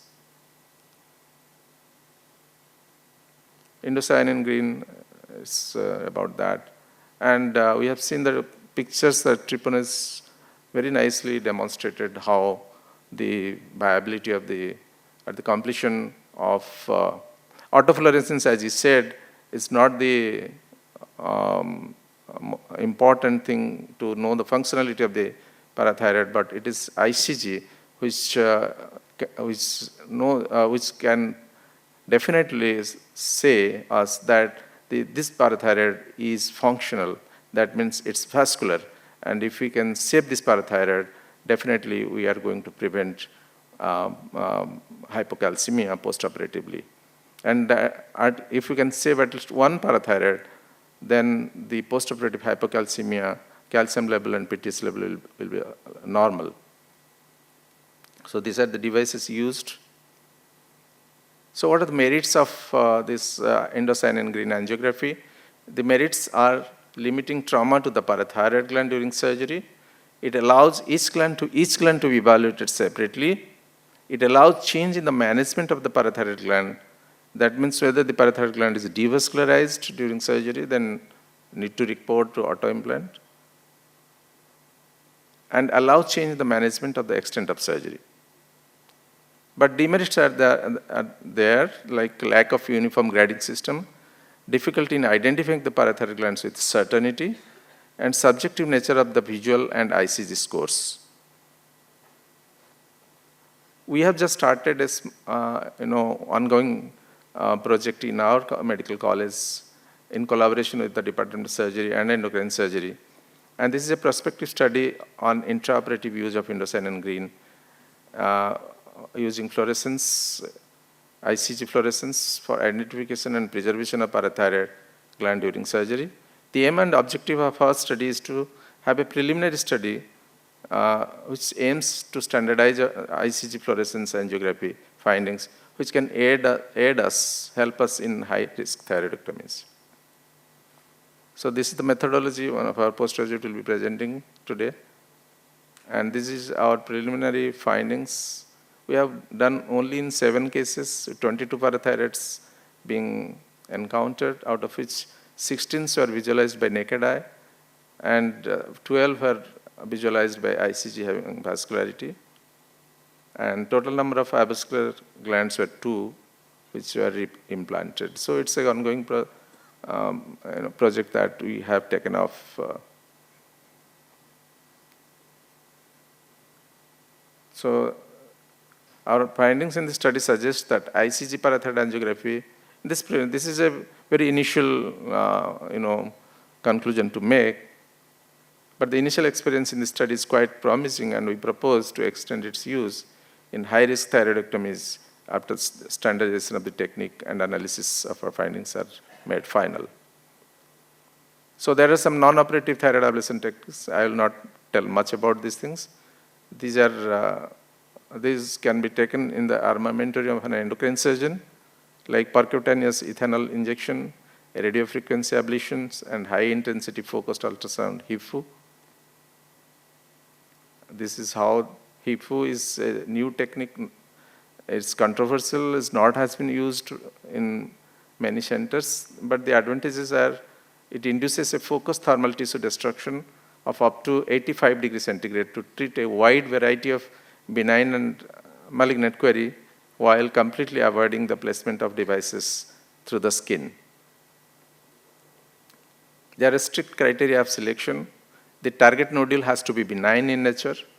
Thyroid enlargement, which can be either a solitary nodule or a dominant nodule in a multinodular gland, has to be causing compressive symptoms. Non-specific neck complaints and cosmetic concerns alone are often not considered treatment indications for HIFU. Index nodule has to have all 3 orthogonal dimensions, more than equal to 20 millimeter, but less than and equal to 50 millimeter on ultrasonography. Solid component of the target nodule has to comprise more than 70% of its total volume on ultrasound, and the target nodule has to be within the treatable depth for ablation. So these are the selection criteria for these ablation techniques. Radiofrequency ablation has become more popular than HIFU and has become more established a technique of ablation, and it relies on radiofrequency waves emitted from an electrode inserted into the target tissue. In only a few seconds, the radiofrequency ablation induces irreversible cell damage with the local heat generated from the agitation of the tissue through ions. So these are the pictures how it is carried out. And the ablated, pre-ablated and the after ablation. Artificial intelligence, Dr. Triponi was hinting at, and machine learning is becoming a part of a combination of technology of engineering and medical science, and it is going to help us in identifying many of the things which we are unable to do by our imagings and cytologies. So if we can put all these things into a software system, this can be able to identify and may help to avoid certain investigations, invasive investigations, like as decrease the need of FNAC from 61% to 35%. So friends, coming to my end of the topic, I summarize with these conclusions that open conventional thyroidectomy is the gold standard for majority of thyroid disorders. The only disadvantage of this approach is the cosmetic concerns. Trend or technological innovations are bound to happen, and it's the natural property of scientific development. It is up to the surgeon to embrace these technologies, acquire sufficient experience, and utilize them for better surgical outcome. Endoscopic and robotic thyroidectomies are being accepted as safe surgical procedures in some countries, repeat, in specific subgroup of patients. These remotely accessed thyroidectomies, either robotic or endoscopic, are evolving in a stage of evolving. They are now evolving with time, steep learning curve, and should only be carried out by experienced surgeons in this field. The selection of patients should be strict, stringently followed. In the hands of experienced endoscopic or robotic thyroid surgeons, in high volume, dedicated centers, the outcome is good. IONM and parathyroid gland angiography are valuable tools, extremely useful and efficient to identify, safeguard, assess the functionality of recurrent laryngeal nerve, external branch of the supralaryngeal nerve, non-recurrent recurrent laryngeal nerve, and parathyroid glands during high-risk thyroidectomies. The radiofrequency ablation and HIFU, a non-operative thyroid nodal ablation technique, is another tool in the basket of an endocrine surgeon for use in properly selected cases. Innovation needs to be harnessed and encouraged, but no one requiring endocrine surgery be denied. This is what Renil Fernando had said in 2014 in Asian Association of Annual Conference, which I liked to quote. Innovation needs to be harnessed and encouraged, but no one requiring endocrine surgery be denied or unattended. Thank you very much, friends. Thank you for present hearing.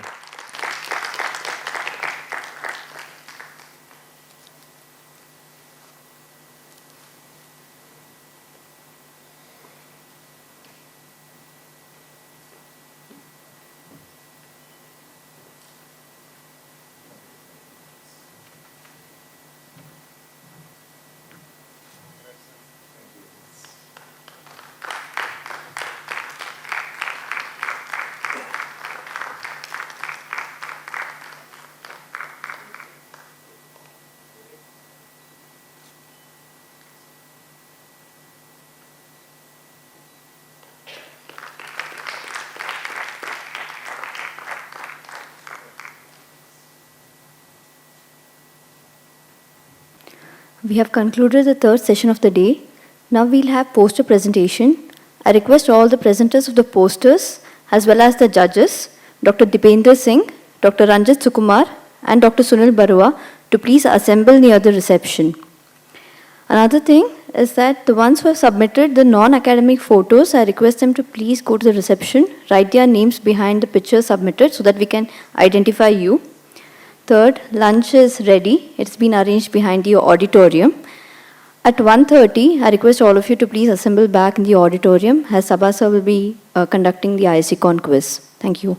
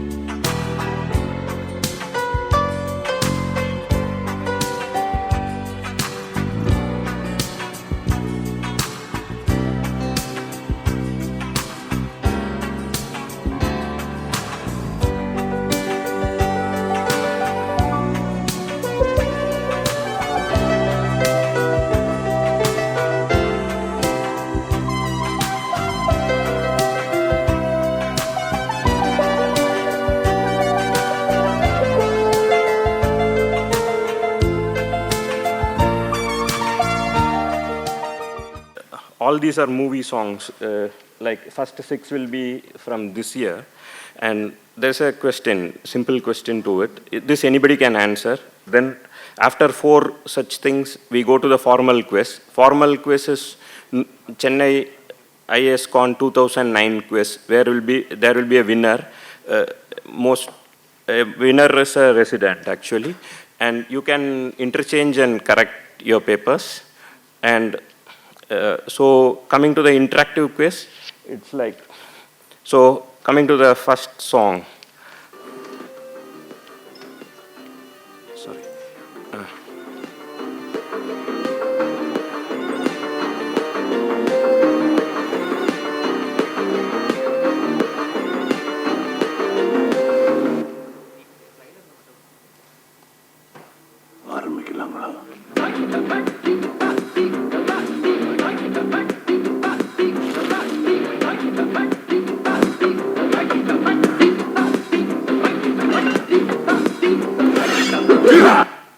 Okay, so this is a typical South Indian Madurai food actually. So there are a lot of non-vegetarian things in that. Which has got the maximum iodine content in a non-vegetarian food? You can introduce an answer. Fish, yes. Paul sir, and which fish sir? Any idea? Sea fish, yes. Not sal. No. Giti. It's cod, but the winner is Paul sir. He said fish. You can give one small whistle and we have some permanent markers. This is the cod has the maximum iodine content. So things like that will be there. So it's not something to do with endocrine surgery.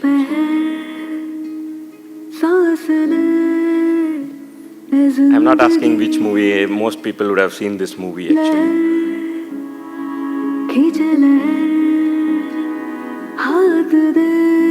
Can you switch off dim the lights please? Oh. So anybody, is it so difficult? This movie is Jalsa, Vidya Balan movie, and like it's based on a hit and run case. So if somebody sustains a thyroid hematoma, which vessel will tear first?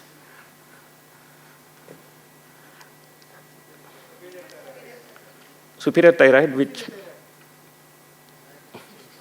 Posterior branch of superior thyroid. Many people answered. So, who answered? Siddhartha, okay. So, thyroid rupture and traumatic thyroid, this one is very rare actually. Okay, third.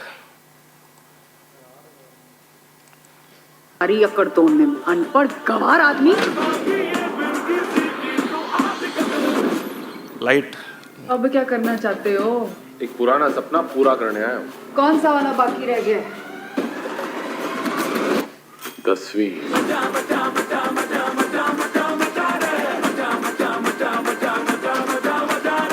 और अगर नहीं कर पा Okay, actually, this is this released in OTT by movie name is 10वीं actually.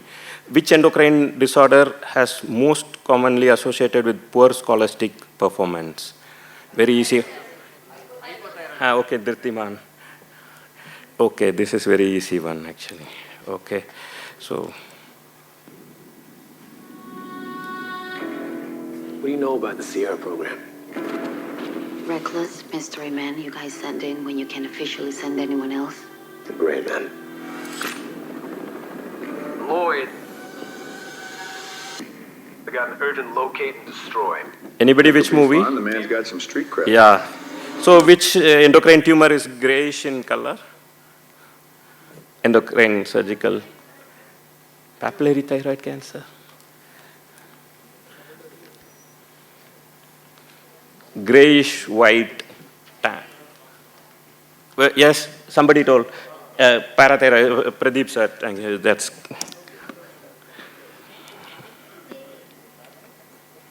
So it's like grayish white tan. Okay. Yeah. So this one for a general surgery postgraduate here. हम चले बहारों में गुनगुनाती राहों में धड़कने भी तेज है अब क्या करें वक्त है तो जीने दे दर्द है तो सीने दे ख्वाहिशें अनजान है अब क्या करें Any general surgery postgraduate is there? This is an easy one actually.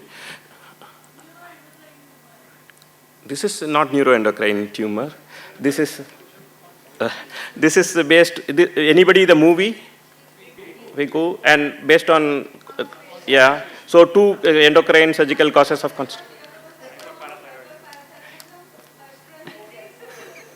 Okay, Ramya, but I said no problem. Ramya is the, please give Ramya this one. So another 5 we will have at the end of this serious business.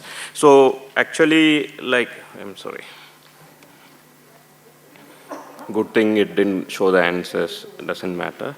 So we have 25, for all the MCH and surgical PGs. So endocrine surgery quiz, 20 single word responses and 5 MCQs, and we discussed the answer as well. So what is this surgical procedure or technique being performed? Like, actually people, please, like, this is this one, and okay, so we wait for 30 seconds. This, you have to write the answer in that sheet.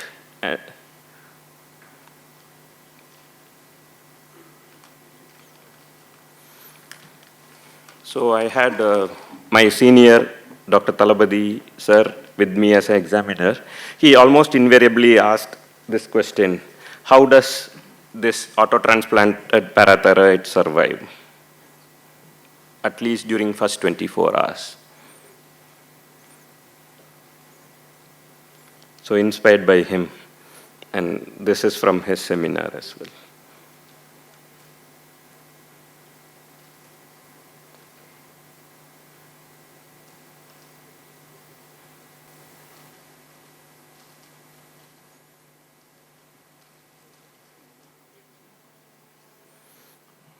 Discovery is to see what everyone saw, but to think nobody thought. Name this famous personality.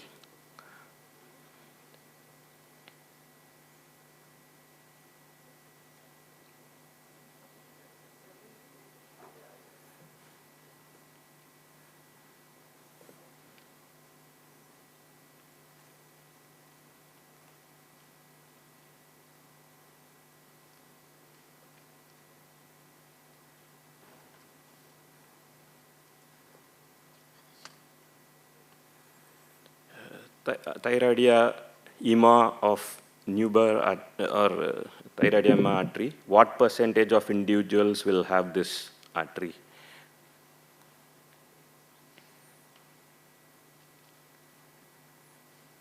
You have to write legibly, because you will only exchange and correct your papers. I will not correct.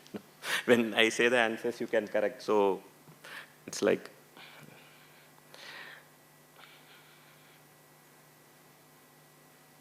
shall we move to the next one? Identify this nerve, name the space, and classification used.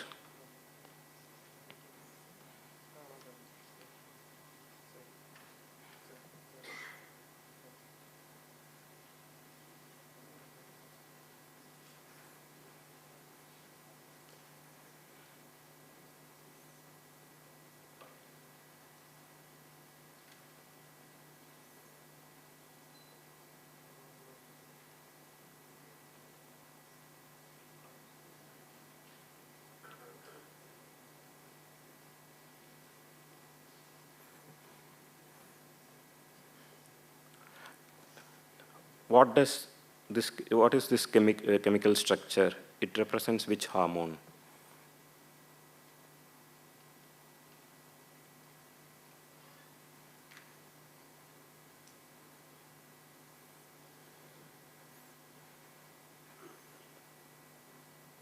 It's not difficult, actually. All are simple questions, actually. If you see the answers, all are simple.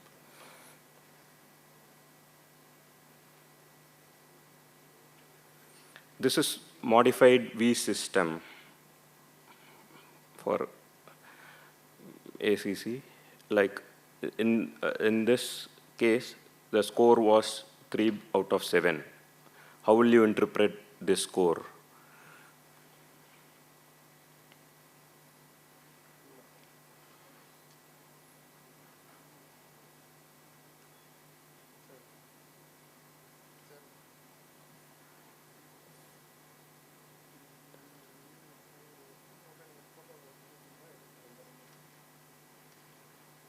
This is a IOPTH. I want only 2 criteria which are used. Any 2. This graph depicts IOPTH levels of a patient. 2 criteria which can be used.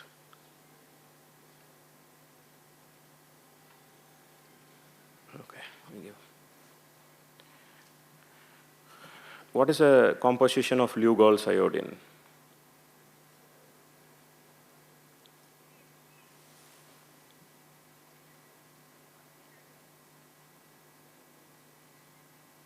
Karthike, you are there. So once we finish, just it, then we get the answer sheet, give it to somebody else, and then they will correct later.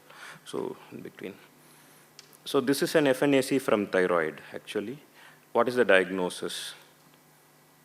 You can see very unusual things. Bizarre FNAC.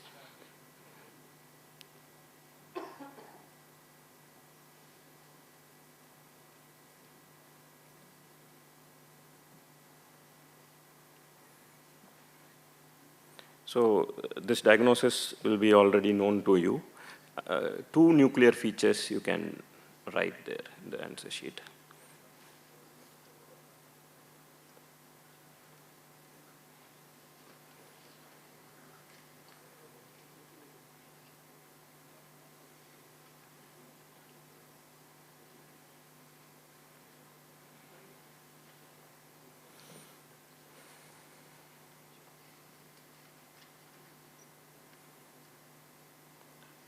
You can see this is a hand X-ray. Mention the finding and what could be the cause for it.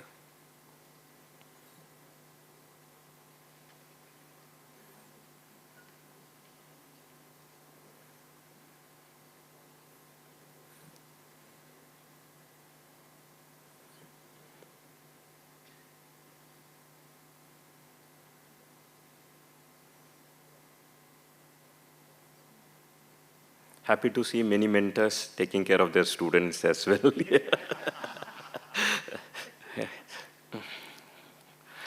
Name this procedure and 2 adjuncts which can be used. That's a team spirit. Actually, I can see many teams there. The team from Calcutta, the team from Madurai, and the team from AIMS. Okay. Team from SGPJ as well.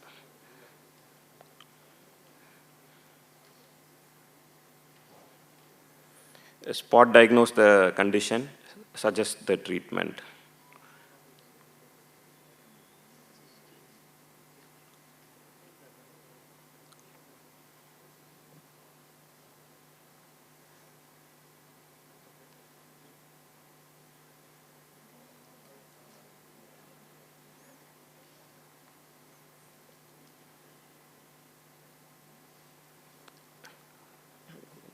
Can diagnose this condition, actually. You see dilated veins. That screen and this screen, I think it's more clearer than the other.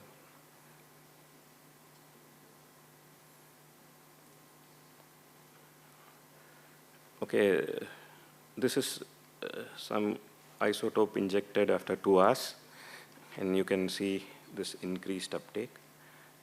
Name the scan.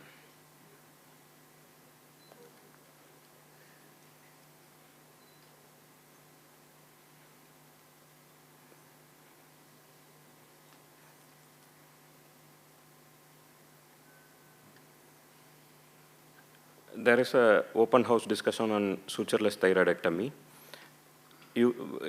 Most of you must be using harmonic and ligage here. Just at least the difference, one difference at least between ligashore and harmonic.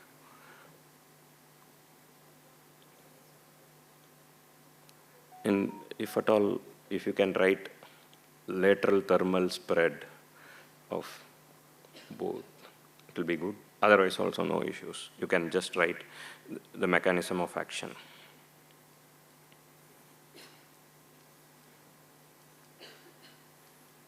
Name this virus. It's not COVID actually.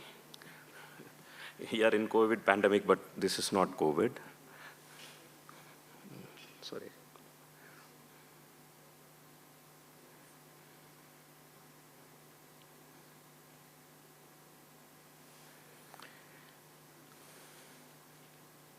Because it's otherwise difficult to, like, the winner, last 3 years back, we had 3 people with the same score. It's difficult. So you ask such 1 or 2 questions like this, it differentiates. And this is classical appearance of post-thyroidectomy. This is trachea.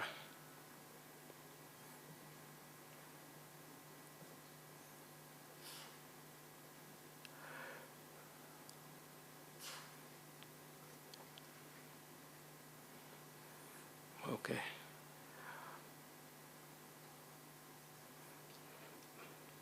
Golden yellow colored adrenal tumor.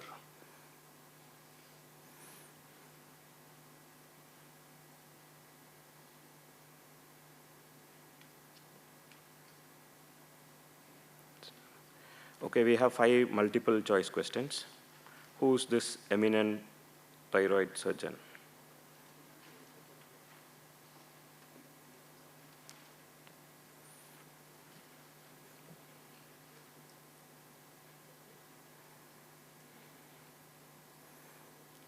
This is most commonly used for.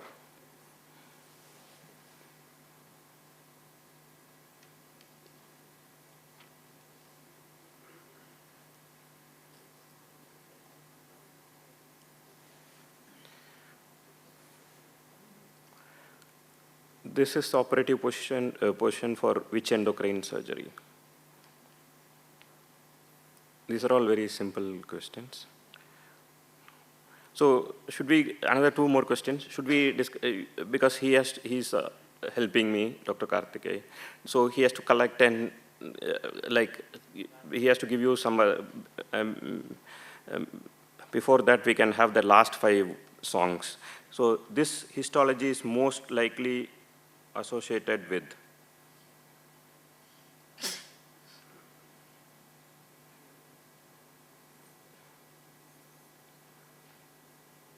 these things.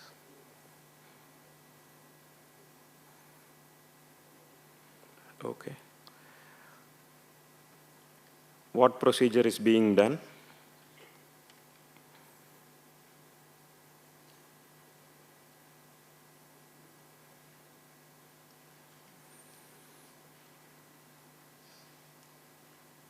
Okay. So you can give your answer sheets and he will give one another answer sheet. We will, first 3 questions you want? Okay. Sorry. I know you were presenting poster, so. What is this procedure being performed?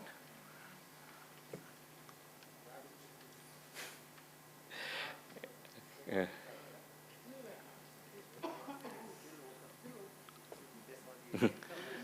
It's open.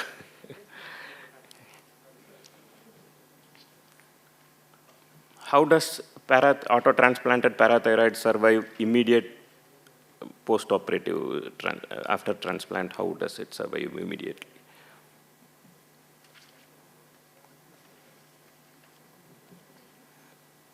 You are Gopal, right? Dr. Gopal from AIIMS? Okay, sorry. Adarsh Raghavan from MMC. Okay, great.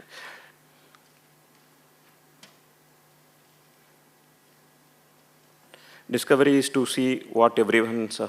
See, sir has come. So I said I was inspired by your question during the exam, sir, Talapati, sir. So I put this question, how does autotransplanted parathyroid survive in?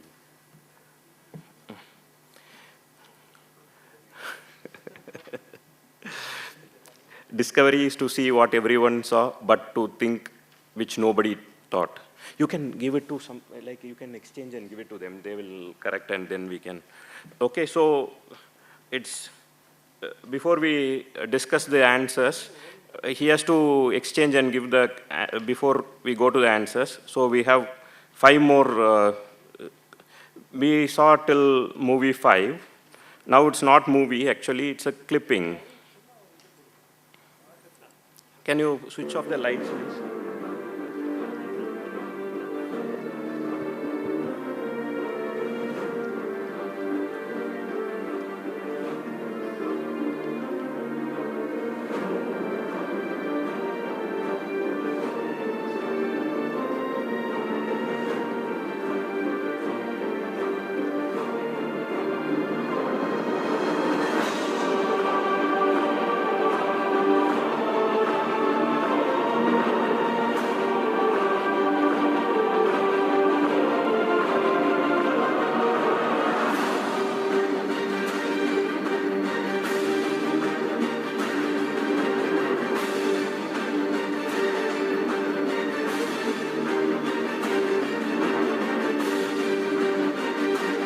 Okay, so anybody, what is this tragedy and what, one at a time please. And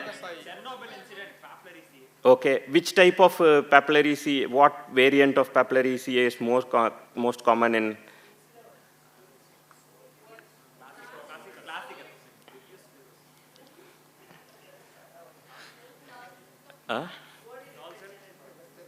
Who say, like actually there's a controversy there also. If you can see the cell lines preserved from these children operated, first they said cribriform urlar, then they said that solid variant, now columnar variant.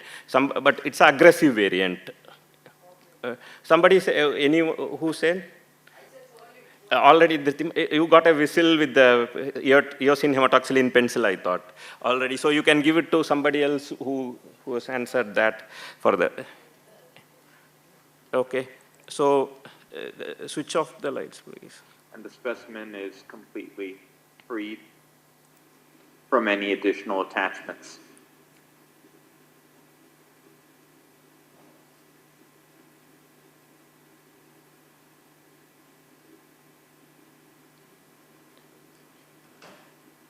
I had this clip, but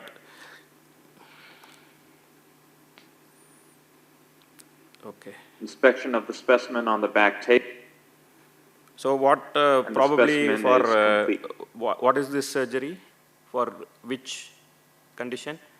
And if you had seen this, Professor Deepak Abraham sir in his oration said this also.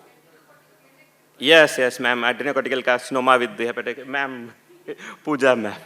Okay, so Gary D. Hammer is a pioneer. 3 milliliters of ICG was again administered, and the parathyroid gland fluoresced bright green on the pinpoint laparoscope. The fluorescence allowed for careful identification of the parathyroid adenoma and ligation of its vascular stalk. Okay, so which is the fluoro, what substance in parathyroid makes it fluoresce? Okay, any other, is it confirmed? No, nobody knows, yes. That's the correct answer. Actually, Paul sir also has one already, and Ritiman. So we can wait and. As you can see, the needle is gently inserted through the intended tissue, back and forth several times until you see a flash in the needle. This is a parathyroid adenoma, and what procedure is being done in this? Yes, FNAPTH. Yes, that is FNAPTH. Great. Prior negative Sesame B SPECT CT examinations dating back for about 2 years when she came to us for 40 CT. First, I'll show the arterial phase or 30-second delay image. And in this image, along the posterior border of the right thyroid lobe, we see this enhancing lesion, somewhat elongated and posterior to the tracheoesophageal groove. The arterial phase. Okay, what is this? Yeah, who say? Like it's for a, okay, Ramya again, okay, no. So that's great. And see, actually, the fun apart, there is a journal called Video Endocrinology. Lot of good stuff is there, including talks from great people, and you can publish your work also. And if you are a ATA member, with the thyroid, this journal is also free, actually. So if you are going abroad for a conference or something, you can download 10 videos, some 10 minutes, 15 minutes each. So that will be very useful for exams, especially for PGs. So we come back to the, I have many more quiz, but we are well on time. If at all we have last some 5 minutes, we can have one more song or something like that. We go to the answers. Have you got an answer sheet? Not your own? Okay, so you can correct.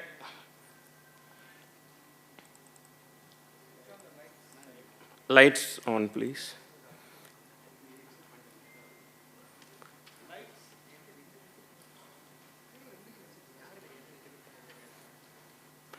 Okay, so this is, Siddharth was saying many times, it's rabbit, robotic assisted breast axilloencephalation thyroidectomy. So the answer for the first question is, even if they write robot assisted thyroidectomy, it's fine, but if it's rabbit, you give the full mark. Rabbit is the word I need. Immediate post-op, how this autotransplanted gland survives, it is imbibition. And this is Ivor Sandstrom. He's an anatomist. He died at an young age, and this is that building where he worked, Uppsala, Sweden. And he said this famous quote, "Discovery is to see what everyone saw, but to think which nobody thought." And thyroidea ema, 0.4 to 1%. 1% or 0.5% or anything between 0.4 to 1% is okay with me. You can give full marks. And which is this chemical structure? Thyroxine, tetraiodothyronine.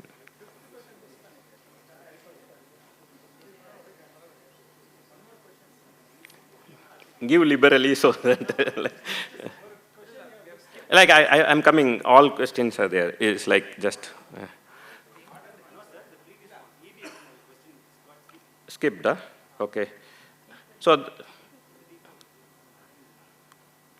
is there a, so that is EBSL, and is there a Serenia classification, and what else was asked in that?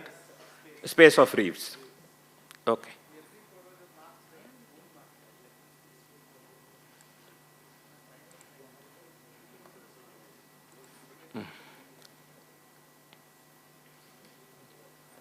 See, two answers are correct, you can give, if one is right, give 0.5.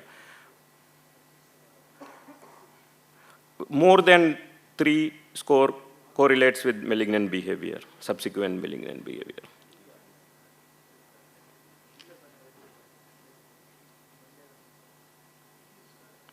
And what are the criteria? It goes by name of different cities: Miami, Vienna, Halle, and Rome. Different criteria for, but most commonly used is modified Miami criteria. 2 criteria I asked, actually. And what is the composition of Lugol's iodine? It's 5 grams iodine. If they have written iodine, potassium iodide, and water, it's fine. Or potassium iodide and iodine, or iodine and water, something. But the correct composition is 5 grams of iodine, 10 grams of potassium iodide, and 85 ml of distilled water. This FNAC, you can see squamoid, spindled, bizarre, and giant cells. It's seen in ATC or anaplastic thyroid carcinoma or undifferentiated thyroid carcinoma. Geetika, you have some doubt? No?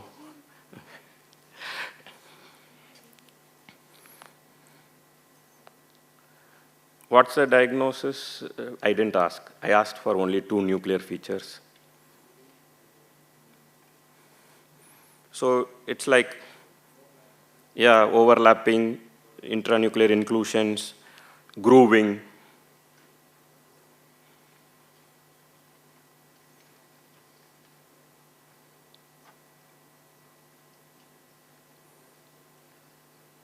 So this is a hand X-ray. Subperiosteal resorption along the radial aspect of the middle phalanx. And you can say tufting, subperiosteal resorption, tufting, or osteoporosis, whatever. The diagnosis is PHPT.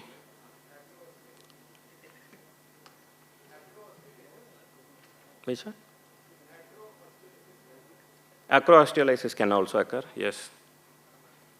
That's also right. So this is a easy one again. What is this? Thyroglossal cyst and cyst rings operation. Which question? Okay, that is a minimally invasive or focused parathyroidectomy.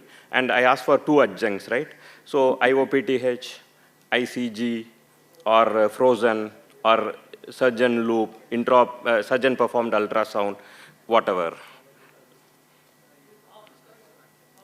Half mark, half correct, half mark. Diagnose this condition. So you can say either a large goiter, but if somebody has written retrosternal goiter or MNG with retrosternal extension, you can see the dilated, I'm not sure whether here you can make out the dilated veins. And that scan which I asked was technician 99M Sesame B scan.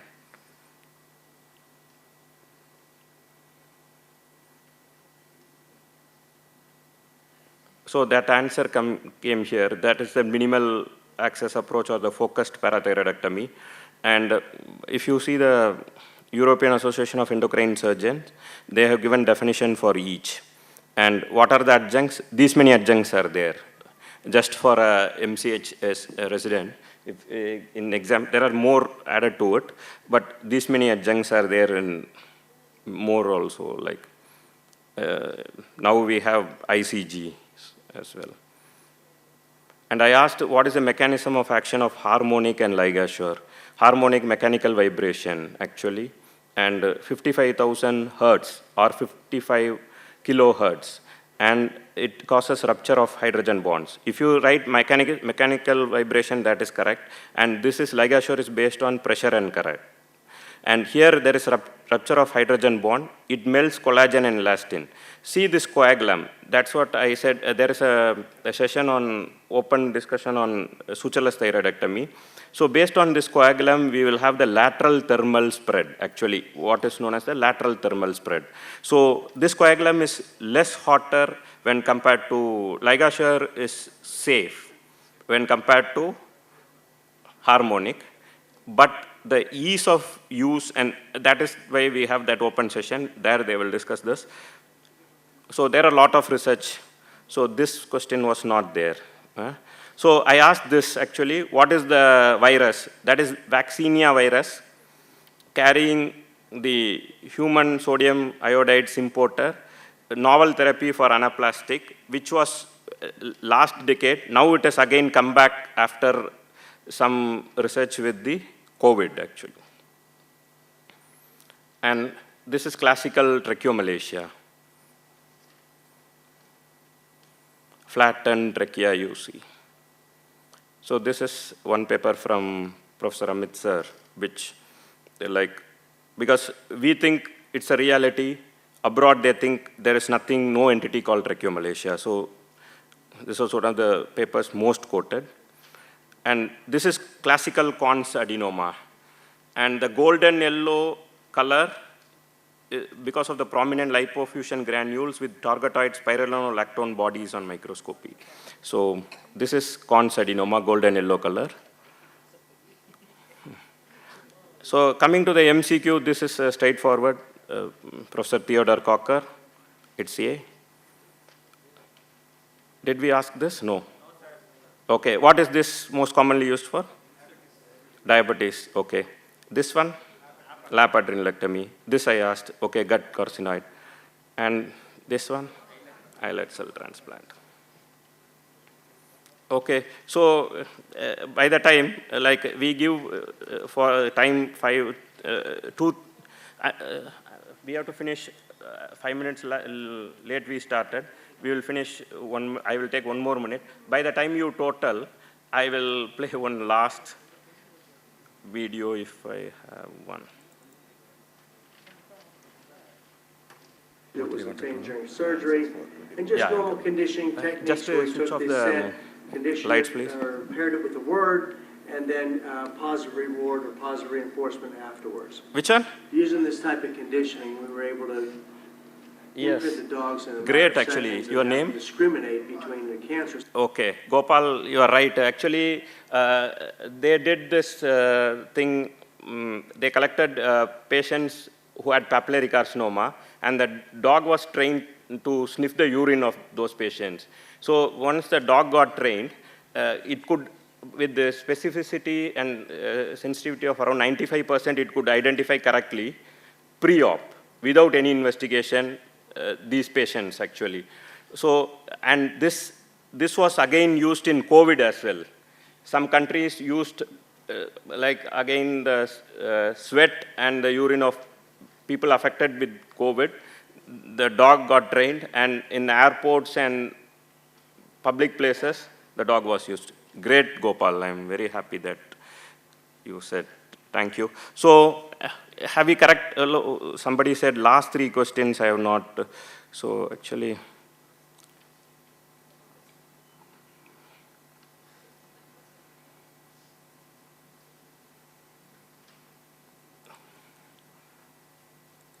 this is lap adrenalectomy, gut carcinoid, and islet cell transplantation.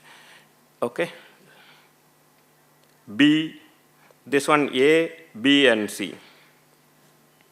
Okay, so now if you are corrected, anybody has got 25 out of 25? Any range between 20 to 25?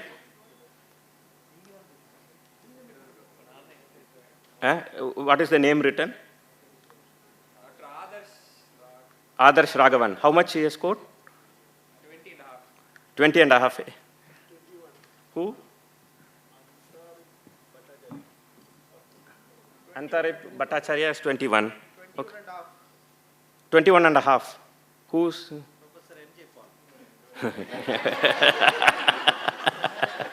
Sarah's won the quiz. Okay, so actually among Adarsh and this one, like we can have, now it's clear who has, like one is 21, somebody said. That 2 papers, you just can give it to me. I will verify once again, and then we announce the winner. Thank you so much. Thanks again.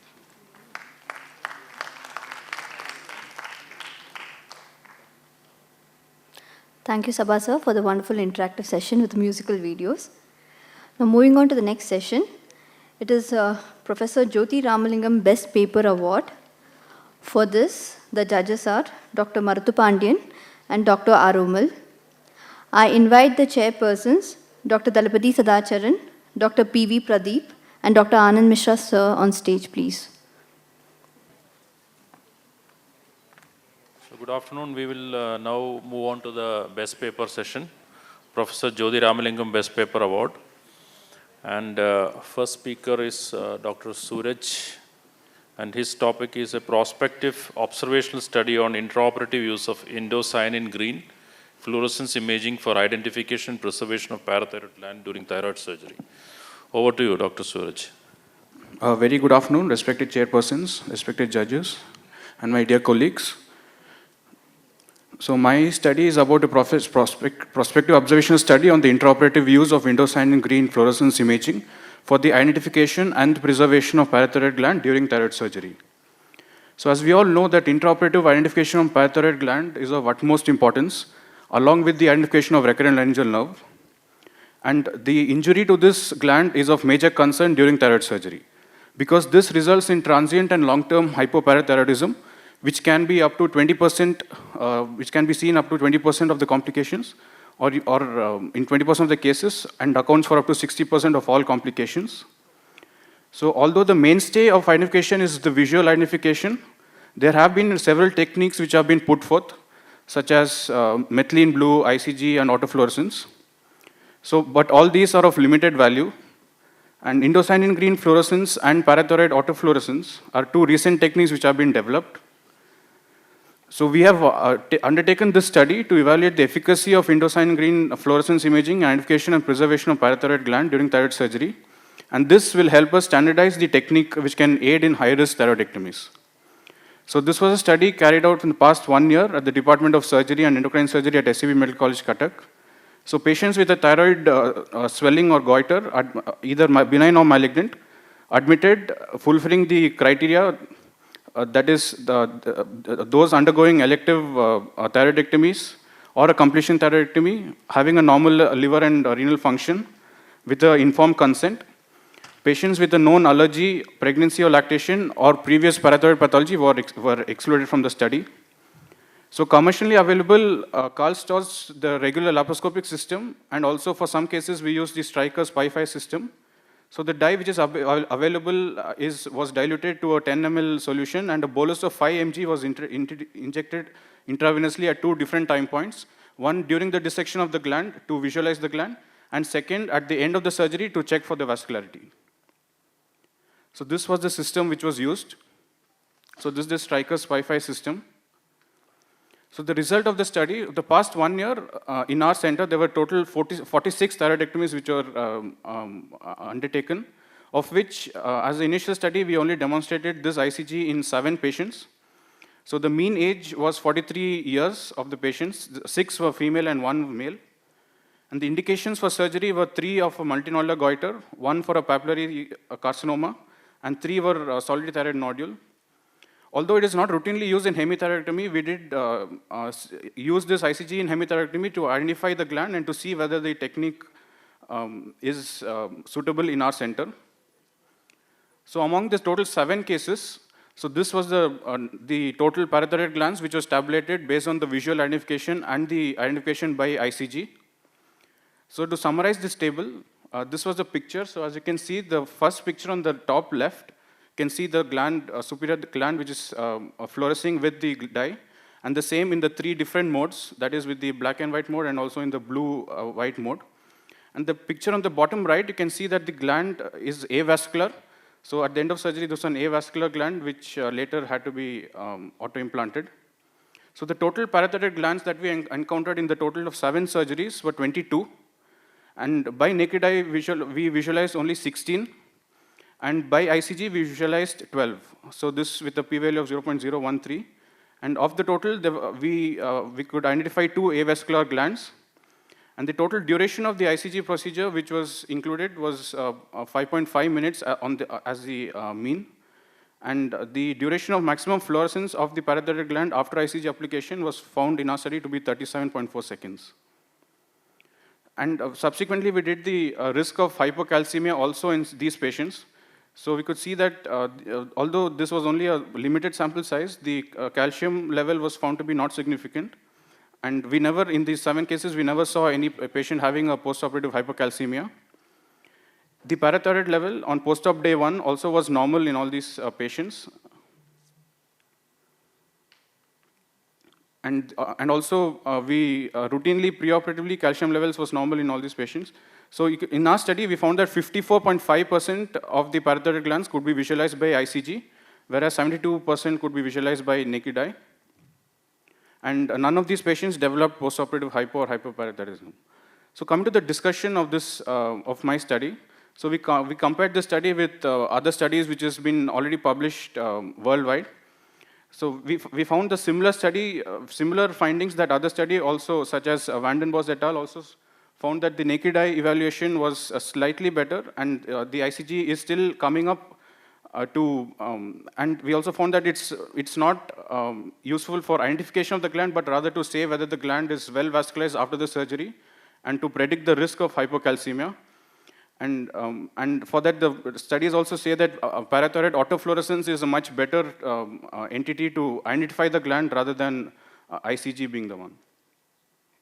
So in summary and conclusion, ICG parathyroid gland is a safe real-time method for identification and assessment of the vascularity.